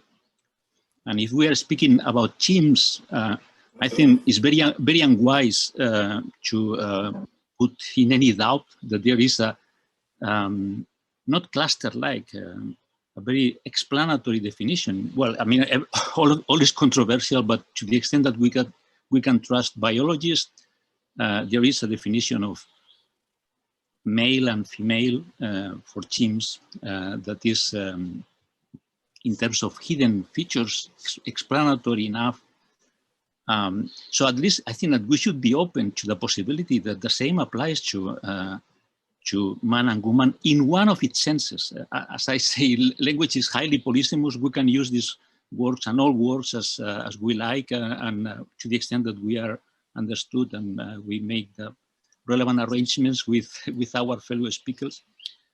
But so the first point I wanted to make is that I don't see any reason why should just we just should put aside this biological sense of man and woman. And this would be the more controversial part, but all these things about rights that you were mentioning, I don't see also why that gives us a preference for revising the definition in favor of something more superficial, like just declaring oneself to be one or the other. I agree that there is a sense in which, but why should rights determine? I mean, at least it's very controversial to assume that rights decide that this should be the sense that we, for instance, when it comes to political issues or when it comes to legal issues, that should be the sense that that we should understand, because females in the biological sense have rights. It shouldn't be me who should be reminding this to you here, but I think this is a fact. Females have rights, so it's not so clear that, well, what the decision should be if we just take as our criterion for making definitions in this Wittgensteinian or bottom-up approach that appeal to rights. Things are going to be very messy and difficult in that camp, I would say. That was the comment. Okay, so there are many things. Now, definitely one thing I want to say is that it's entirely possible to define concepts for particular purposes or in certain contexts. I think that is what happens often in the sciences. So, you know, if we are interested in how to cure certain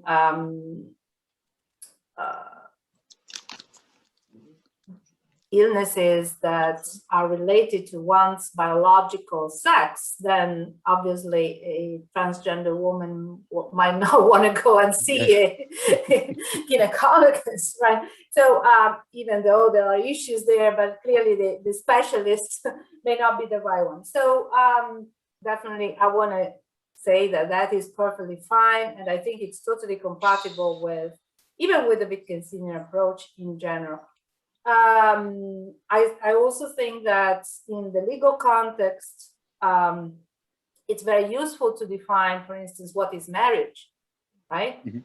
Now, the problem is that with certain categories and certain concepts, and we know that from experience, the application, I wouldn't be, well, let's say the application in real life to certain new situations has forced the law to change the definitions and includes new, for instance, same-sex couples as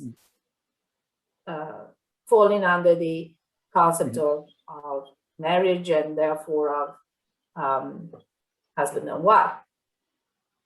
So I want to grant all of that. So I think there's enough agreement there between the two of us. What I'm saying, however, is that we as philosophers are neither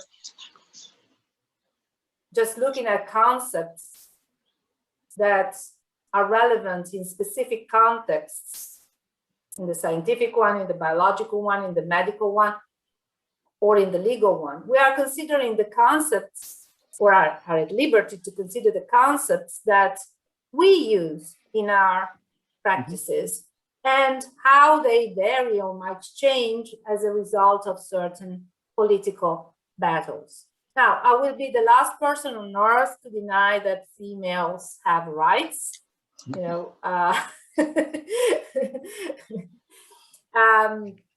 But contrary to other feminists, maybe, I'm not at all worried about the extension of those rights to individuals, to people that were not born females. And there will never be females from a biological point of view, but who underwent a transition. And I think they have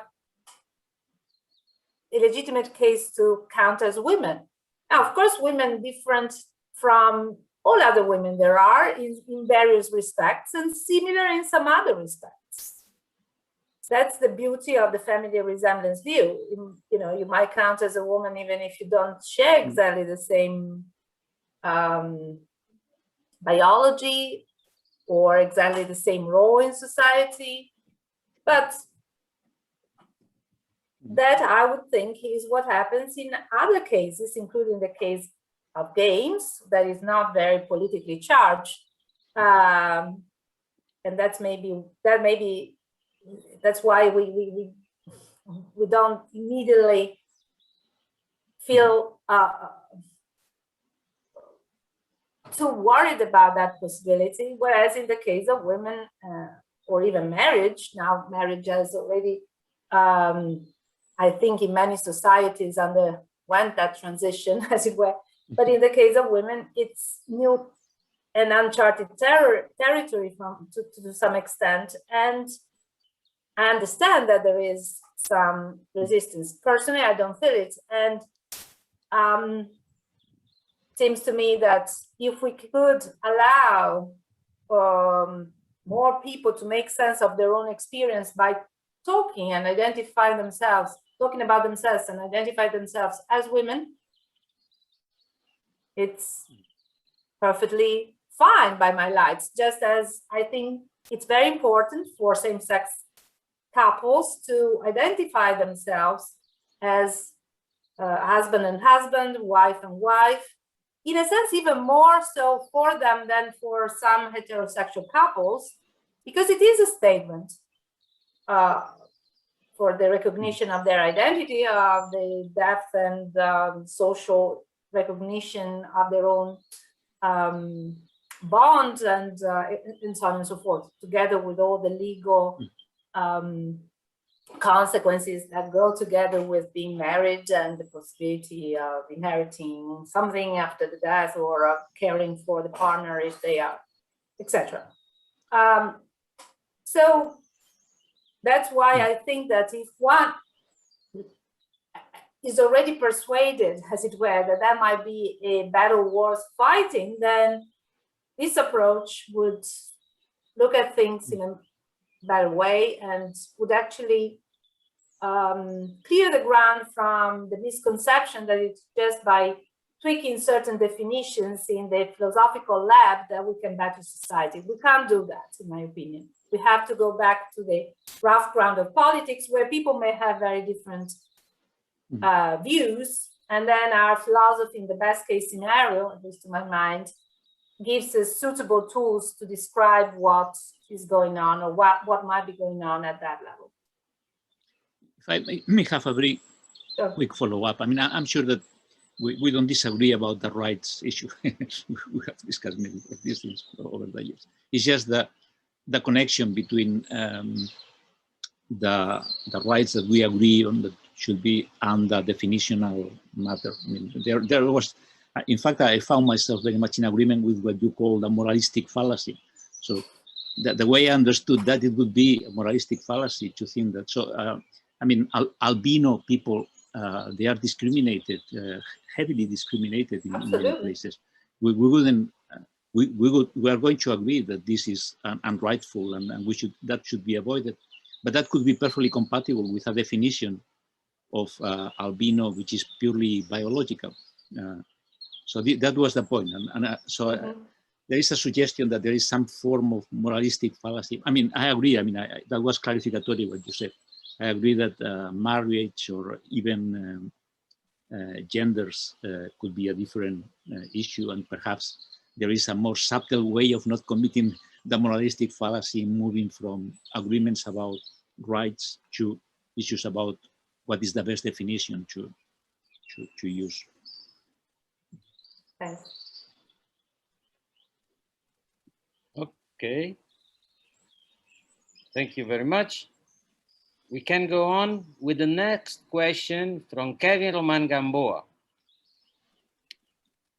Okay, thank you for your presentation, Professor Coliva. I'm going on in the line of the Wittgenstein approach, and I'm thinking in the notion of activities or Tätigkeiten, and I'm wondering if there's a role that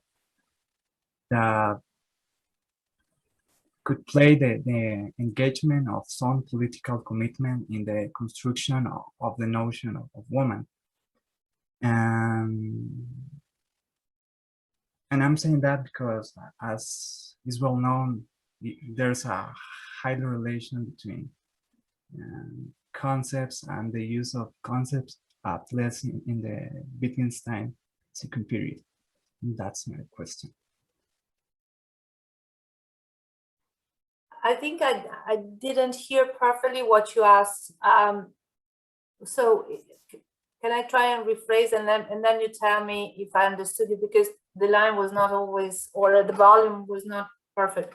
Okay. So are you worried about the fact that I'm talking about concepts in Wittgenstein? Yeah, can you hear me now or not? Yeah. Yeah, well, the main point is the relation between concepts and activities, and activities understood as Tätigkeiten. And I'm wondering, is there's place of the roles, in other words, which is the role that could play the engagement of some political commitment in the construction of the notion of women. I'm referring to the relation. I don't know, maybe you are a trans person and you are engaged, you have commitments with some political activism or anything like that, and that's the main point of my question. Yeah, I mean, I take it that for Wittgenstein, basically the idea is that concepts are not neither the mental entities or that some psychologists might talk about, or philosophers of mind might talk about. They are determined by use and practices. And so, and in a sense, actually, this is something that I understood by reading Weismann and Wittgenstein together. The very idea of concept is given by the sum of the various uses that certain words that are superficially identical, the uses that these words have in different contexts. So the notion of concept in Wittgenstein, if we want to apply it at all there, is very peculiar and very different from what is typically understood nowadays in philosophical quarters.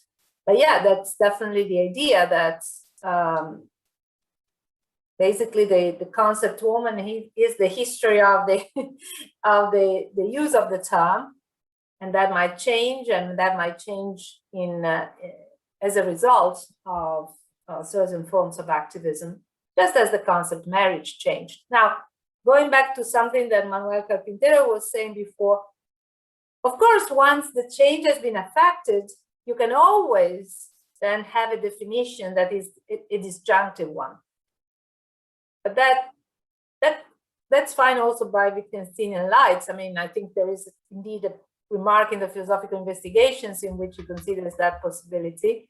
And it's okay as far as it goes. But the point is that's helping us understand the dynamics and the way in which our concepts change, or how we should overall understand these concepts, just by insisting that they are definitions. Is conceding that they may be turned into definitions, but that is not just by, as it were, opposing one definition to the other, that we are moving the concept forward. And notice that in general, there is a problem there with that approach because it is well known, it is the standard objection to the Carnapian account, that as soon as you change the definition, then you're changing the concept, then you're talking about something else. And there is this kind of this mismatch between the parties. On this view, as it were, the extension keeps moving and including new cases, and the intention, as it were, is developed throughout history. And then if you want to render the intention through a disjunction, you can always do that. But it's not how things actually happen in the real life scenario. I don't know if I've answered your question, but I think at least I've said something that might help a little bit. Yeah, Clara, that's enough. Thank you. Okay, thank you very much. Now we'll go to the last question. Then we have to pass to the question and answer for Professor Yashad, who entered right now in the talk. Okay, thank you, Kevin. And the first one, the first and last one is from Jose David Hidalgo Mora. Hi, Professor Annalisa. Thank you so much for your excellent talk. I would like to bring here two concepts of from John Rawls' work. One is the concept related to these concepts that are quite related to political change. One of them is desirability of a concept, of a policy, for instance, or in this case of a concept. And the other is the feasibility of the concept. So we can think of the desirability dimension and employing different political goods, following, for instance, the David Plunkett, or yes, like, for example, justice or happiness or human flourishing. But what I'm worried about is about the dimension of the feasibility. How can the ordinary use of a concept in a given community can restrain that idea of desirability? Because if we just preserve the desirability dimension, then the political change could not happen because it's not possible. Then we should, then it is a requirement to be careful with this feasibility dimension. And I strongly believe that this feasibility dimension is quite related with some kind of epistemic goods, like, for example, coherence, facilitation, or justified belief. So do you think that it is possible just to have a desirable concept without satisfying that dimension of feasibility? Or for instance, is it possible to defend a concept that is not coherent in order to trigger a more justice or a more just or a more happy society? All right. So in general, I do think that if we are considering empirical concepts or concepts that in a sense would help us map nature, then desirability is not enough, that they are answerable to empirical constraints. In the case of logical and more abstract notions, you know, coherence for some is a very important notion. Grand Priest was here, but not for all of us. Not all philosophers think it's equally important. So you might want to say that there are certain notions applied, for instance, in abstract domains, in the domain of logic, that are fruitful in so many ways, even if they might lead to contradictions, and then we will deal with the contradictions once we find them. When it comes to highly social concepts, and I think that we see that with the concept of marriage, and nowadays, even if it's kind of unintuitive, because at least for many of us, it's so customary to think of woman as a concept that is primarily at least biologically determined, but clearly all these movements are pushing for the recognition that this is not so, or at least that, at least in certain domains, that's fine, but at the more societal level, that is not how the concept woman works or should work, then I think that we can be sensitive also to issues having to do with justice and recognition of rights. So I don't think these,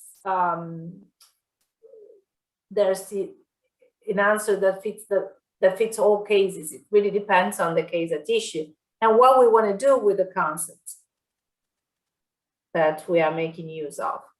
That's why I was responding to Carpintero by saying that, of course, in the medical context, I wouldn't push for a concept of woman that is completely possibly disjoint with certain biological features. But at the societal level, I don't see any reason why that should be prevented. And whether that creates some incoherence, well, I'm not sure, because, you know, one way of dealing with incoherence is to think of different domains and therefore apply a quantum of contextualism to these cases so that we differentiate the contexts and the concepts that are relevant to each of these contexts. So I'm not sure that just by doing that, I would expose myself to worrisome problems or consequences that would impinge on coherence and consistency. But there should be a quantum of contextualism there for sure.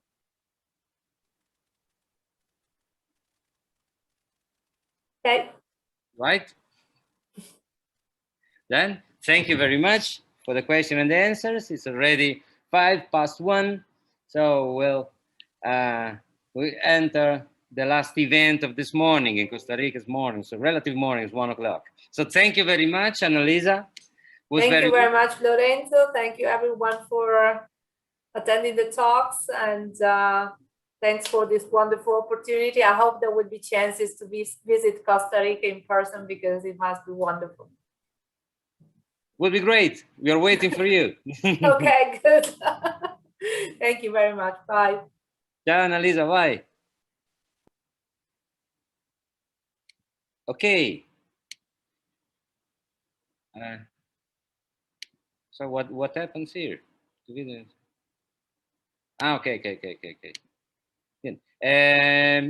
We enter right now the last event of this morning. It's already 1 o'clock. So of this early afternoon, for about half an hour, 40 minutes, we can discuss together with Professor Yashet here present about our talk. She has given the talk on Monday.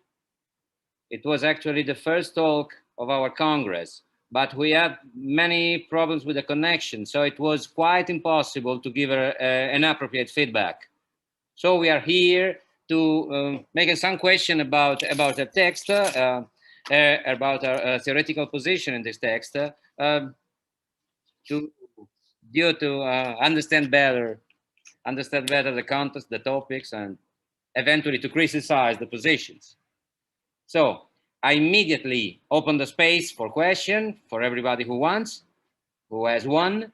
I've sent everyone the text of Professor Yashet, but anyway, I will also send it right here for who didn't see the official information about this last talk. Right here. You can see it in the chat. And yeah, I think the most of the people saw it before, because it was in our program. It was possible to download it in our program. So I open the space. Has anyone a question about Professor Yashet's work, Professor Yashet's talk about the apparent flow of time?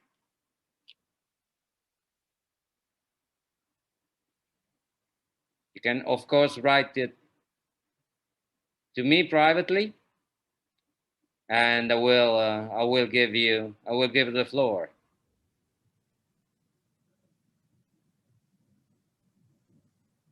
I won't be disappointed if there aren't many, because it's been such a fantastic conference that people will forget the talk from the first day by now. But in case, I know you had some questions, so I wanted to make myself available. Yeah, you're right. You're right. We had a lot of conferences in these days, and it's not possible for everyone. So to be possible in every to be present to every conference is very difficult, because no, I mean that, you know, from Monday to today, it's a long time and so much has happened that people don't remember my talk anymore. But I wanted to make myself available in case somebody had some more questions. So I won't be disappointed if there aren't many. We can always finish earlier.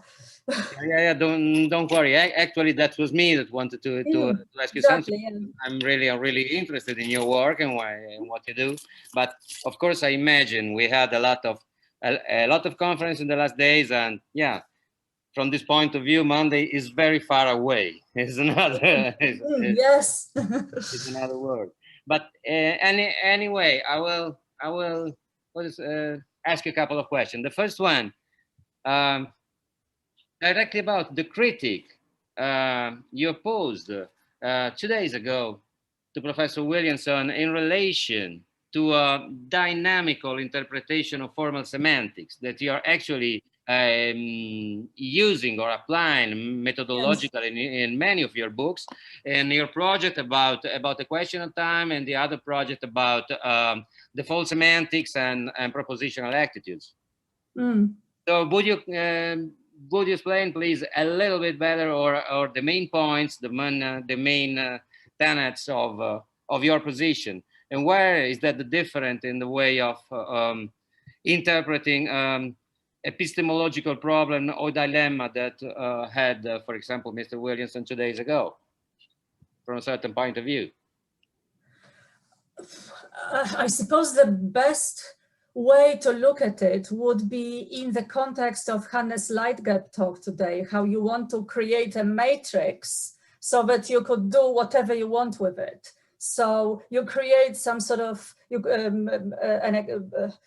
have your account of those expressive, for example, but they don't have to be restricted by any particular language. So they don't have to be restricted by the fact that, as the question was, that unmarried can mean Russian, right? Because he only provides this sort of matrix, which then you apply to different languages. So I was trying to go in the same direction, thinking, right, whatever logic we are doing, this logic could be dynamic.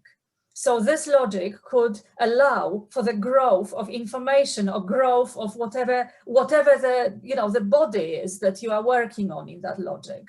So whether it's, I was thinking in particular about dynamic predicate logic by, who was it, Grondijk and Stockhoff, and Paul Decker, or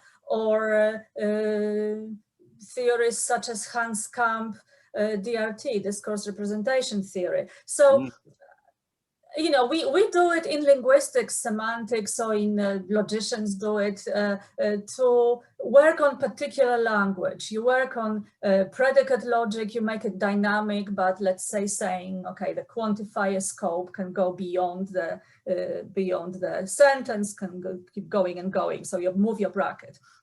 But it just seems to me that the same method can be applied to any other enterprise in logic, whatever it is, whether it's looking for those moral norms or whatever else. You simply make it dynamic, and instead of tweaking the operators, as people sometimes do, you just tweak the scope, you just tweak the actual propositions or what counts as the object, because it could be several propositions. So it's simply that meta level at which I think you can have you can have that matrix, because what he was doing, yeah, he's not here now, but he's not that interested in linguistics. No, but I didn't want you to criticize. But I just think, you know, that's why I mentioned modified Occam's razor and Grice, because it had nothing to do. He misunderstood me. He said, "Oh, it's nothing to do with linguistics." Of course, it doesn't. But modified Occam's razor is just a conceptual principle. Don't multiply meanings beyond necessity. So you don't multiply concepts for your logic either beyond necessity.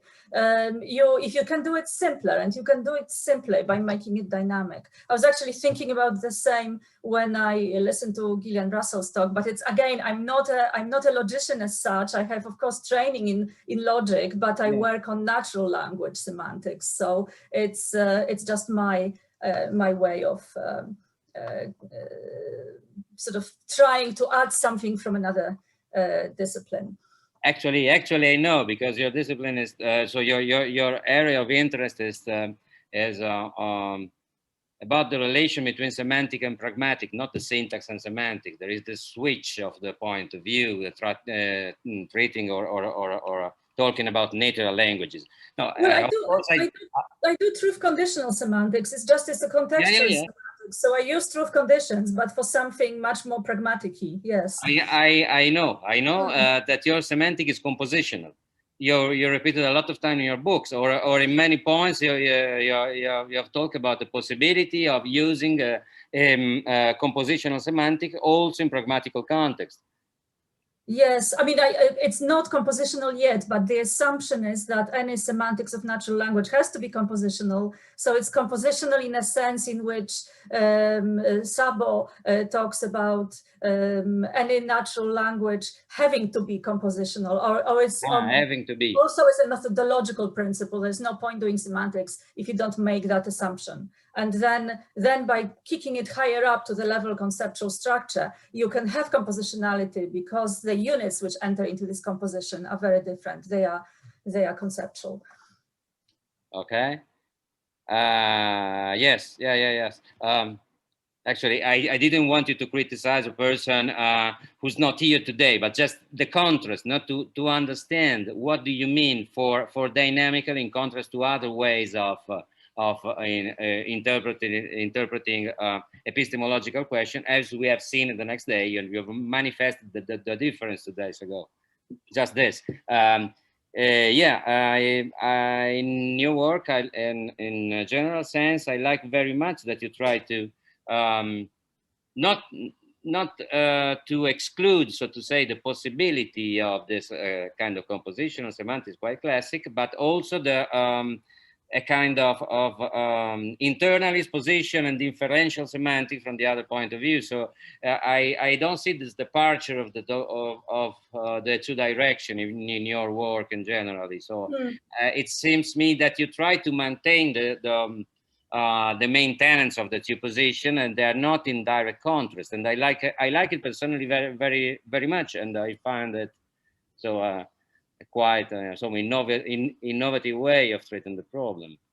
Well, it's not entirely. I mean, default semantics is novel, but I have to acknowledge the tradition of post-Griceans, because, of course, the first people who would go beyond were people such as relevance theorists, Sperber and Wilson, who would say that it's not the proposition pertaining to the sentence that matters, but the proposition that can be expanded, which can be further sort of, Recanati called it, modulated. So I took it one step further by saying that you not only can expand the logical form, and you don't even have to have slots in it, like you have, in lexicals, you have a slot, you know what to add from pragmatics, but you can expand it even without slots. I went one step further by saying that you not only expand it or complete it, but you can also override it with a different logical form, because my theory is the theory of main primary meanings, and these primary meanings can be either either explicit or implicit. So really, a lot of the credit for starting that movement will have to go, well, first of all, later Grice in Further Logic, when he started talking about disambiguation reference assignment, but then relevance theorists and François Recanati. But then, of course, they disagree with my step because they said that one thing is modulation, where your semantics is still compositional, just the units on which it operates are pragmatic. Whereas for me, it's the unit which is compositional, but it's very, very different. So that's that big step. I think it's quite clear in your book. So about conversational implication. The last one was 2016 or 17. I don't remember. Oh yeah, the meaning in linguistic interaction. Yeah, I'm glad you find it clear. Yeah, I had. Here is much more clear this change of the frame. So this brighter frame that you adopt. But entering a little bit in the specific topics of your last talk, actually there was also the director of the School of Philosophy that was very interested. It was with us on Monday. He's specialized also in cognitive sciences, but he had not the possibility of asking you something, and today can't be with us because of personal so things to do, personal. Oh, I'm happy to answer in the emails. I'm delighted when people send me. Okay, I will tell him because he wrote me explicitly about the interest he had in your talk. But what's his name? Mauricio Molina. Okay, I remember. Thanks. I will put you in contact anyway. And about your last talk, so this contrast between the representation of time in fundamental physics on the basis of the idea of a block universe that had quite strong influence in the representation of time and all the last centuries imaginary about the time in physics. So I mean, sometimes explicitly affirmed as such, sometimes more implicitly implied, but I found it so in many places. So. And the representation of time we give normally in our everyday language. And you talk about the possible continuity or the conformity of your explication with a physical idea of emergence of time in relation to pure structural property in theoretical physics as the basis. So I mean, the fundamental level has no time, as for example, in some versions of loop quantum gravity and other theories, no? Where time is something emergent, is not something fundamental in the fundamental equations, okay? If I right understand. Perhaps, because that's something, it's actually already published in Filosofía earlier this or last year, but okay, please keep speaking. It's just I wanted to show you that slide. Okay. Yes, I wanted to ask you if do you think there are some elements of continuity or compatibility between your interpretation of time and the representation of time in the two, so to say, to different linguistic milieus or contexts. So. Basic and everyday language. Is there any compatibility with the theory of the thermodynamical nature of time? So I mean, something else. Fundamentally, we don't have time in our fundamental equation, it's just structural. There is time where there is heat, and when there is heat, there is movement. So you have time. So you're asking about second law of thermodynamics and entropy? Yes, of course. The second law of thermodynamics and the interpretation of the second law of thermodynamics in terms of time. So the time is where heat is. So yes. This is the thermodynamical interpretation of time.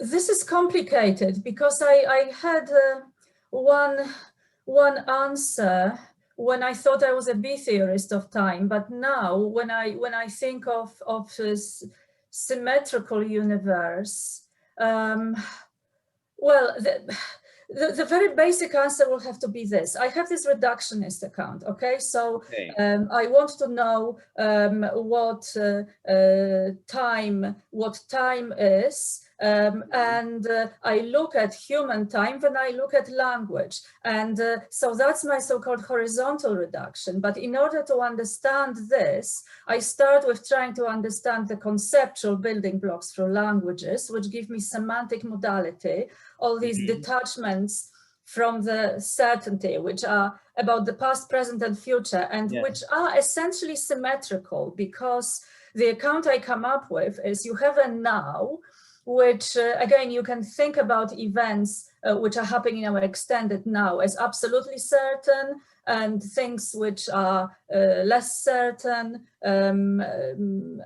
It's sort of gradation, and the same about the past and the future, and it's all symmetrical. So I have this kind of modality here. Then epistemic modality ends up the same, because it's just the degree of epistemic commitment. And then I want to go from there to metaphysical modality, metaphysical possibilities. So here it comes to the ideas about the expansion of the universe, which apparently can be, there are these views now that you can measure it in different ways. So if this is metaphysical modality, the possibility, metaphysical possibility or not, and measuring of the expansion, then you can equally, you can superimpose the same analysis grid onto this and that. But really, I would rather write to you about it, because this is the thesis. This is the thesis of this paper, and it's a sort of longer story. So I'm very happy to write to you about that. But essentially, okay, so there is no simple answer. On one hand, right, we can exist only in universes where with decreasing entropy, right? But then are there any universes where entropy can be increasing? Yes, we hear that they can, but then it's not my area. I don't know how to assess the arguments from people like Hugh Price, and whether to, you know, just do that one bit according to entropy, or look at time from these two vantage point, that what is past can be future, and just think, okay, that's the metaphysical modality. And that story here gets complicated. Basically, in that paper, I'm looking for correlates between modality in these three domains. I understand. But I'm sure you don't, because I myself don't yet. I wrote it as something, this paper as something to be continued. Okay. But my aim was to look for correlates. What could count as correlates between semantic, epistemic, and metaphysical modality? So I reply in an email then. I'll send you that paper. Okay, no, I didn't want to say that I understand everything. I just wanted to say I understand the perspective you're adopting. So I understand, so to say, the fundamental tools that you are adopting, or the point of view you're adopting. So not that I understand perfectly the content. That's not. These correlates are crucial, but I'll tell you more about it in an email. Right. There is this paper as well. I just tell you, I was thinking about some concept that becomes quite difficult, but they have to do with another. Yeah, the trouble is I can't do this corner. You see, I can't do this corner. That I can do these four bits. Yeah. I have this gist of what could count as correlates between these domains, but I can't do this because it's not my area. So that's the trouble with this kind of work. Maybe, do you think it could be useful to communicate directly with astrophysics or theoretical physicists?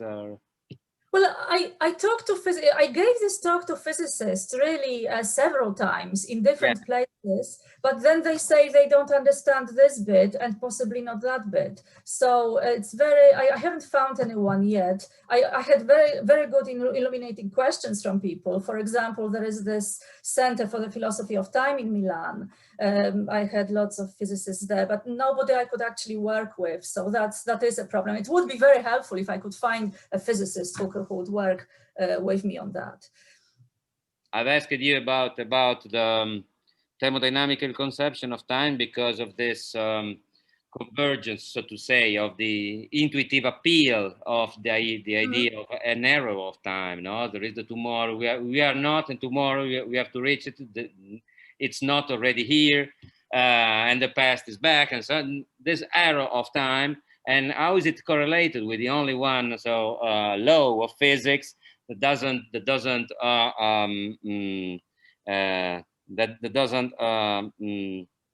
imply symmetry? Okay. Okay, but there may not be an arrow. Of the entropy, no, of the. Yeah, but there may not be an arrow. Do you know McTaggart, the unreality of time? Yes, of course. You know, because normally in philosophy of time, philosophers are either A theorists or B theorists. But there is this growing idea, which started with one philosopher in Cambridge, that we should actually talk about C theory. Although McTaggart said that C series is not a time series, he's actually talking about C theory because time, for him, time doesn't have a direction. I wish I remembered his name, it will come back to me. But time doesn't have a direction precisely because depending from which direction you look at the universe, what's past becomes future. So that's what I said at the beginning of my answer, that actually complicates my story. When I wrote my 2009 book, I was thinking all about, Stephen Hawking and entropy and arrow of time and human psychological arrow, he says, has to be the same as the arrow of thermodynamics. And all these three arrows have to point in the same direction. But now I'm just sort of rethinking all this, that of course they do, because we are us, we are humans, we can't exist in other universes. But the thing is, we can look at time from this external perspective too. So the correlates will be here important. Okay. Sorry. No, go on, don't worry. No, because I'll have to start talking about something I don't understand, namely the possibility of universes where, when you go throw a stone into the lake, then you have, the concentric circles going in, not out. And I don't know anything about that. So it's just simply, I want to open it up to what we are told about philosophers of physics, about this symmetrical universe. But about my account, the hardest bit was actually was epistemic modality, because, as I said, what this gives me, the degrees of epistemic commitment to an event that we talk about in language. These are degrees. If I say I go to London tomorrow, or I will be going, or I might go, I may go. These are different degrees of commitment, right? So this is something which, in my view, when I wear my linguist hat, I think we can measure, because we can either do big corpus study in computational linguistics, we have big corpora, we'll have lots of data, and we can allocate numerical values on that scale. You have a scale, and this is I go, I will go, I might go, possibly I might consider going. All these are degrees of commitment. And if you look at big data of how people speak, you may be able to do it through proportions, through quantitative analysis. You may also be able to do it through neurosemantics. You can measure our activity of the brain while we speak. So this is doable in measurement, but then so if this is doable, then you get these degrees of epistemic commitment. But what these degrees tell you, that it is, commitment comes with different degrees, but it doesn't tell you if it's the past or the future. It goes from now, that way and that way. Because you may misremember things, you may not remember them correctly, so your degree of commitment changes. Like I was talking about this example, I remember buying food for dinner, or I may say, I remember I bought food for dinner. So I bought food for dinner, I may misremember, maybe somebody else did it, but buying is the activity I remember. So it's closer with the commitment. So it's misremembering, but it also goes the other direction. It goes into anticipating things more and less strongly. So I have this symmetrical time where future and the past have to be still somehow distinguished. Mm-hmm. To say that it's not just this detachment. So I have a separate story for that, which is again, I published it in 2013 paper, but I'm still thinking about it because it's not completely what I want. So that's hard. Yeah, that's hard, but interesting. I'm thinking about it. Okay. Right. Yeah, other fundamental question at the moment I don't have.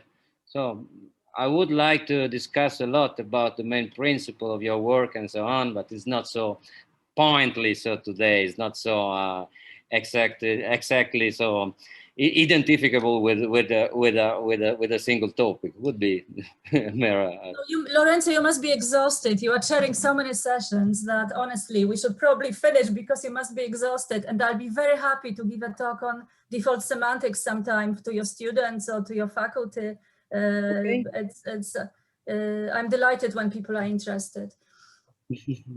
Wonderful. Then we will do it. Okay, because they're writing to me that they will enter for the next session in 10 minutes. About 10 minutes, 7 minutes. So go and have some lunch, and I'm sure we'll meet again. Yes, of course.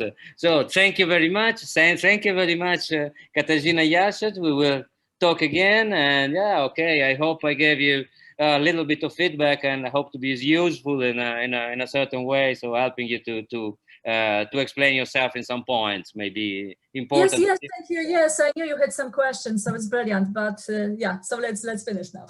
Okay, wonderful. Then we'll talk again, and thank you very much, Professor Jaszczuk, for being with us. And okay, now we'll close the session. Just a thing for everybody who's here. I'll show you briefly what we will see right now in a couple of minutes, or in first one at 2 o'clock till 2 to 4, Eleonora Cresto, una versión constructiva del teorema del jurado de Condorcet. Será en español, will be in Spanish. The second one, Grand Priest, from 20 to 4 to 5, Mission Impossible, about intentionality and hyperintentionality and impossible words. So, and then the evening, we will have the last session in the evening from 6 o'clock till 8 o'clock. Okay, that's all. Thank you everybody for your presence, and yeah, in 20 minutes, in 24 minutes, the new session. See you.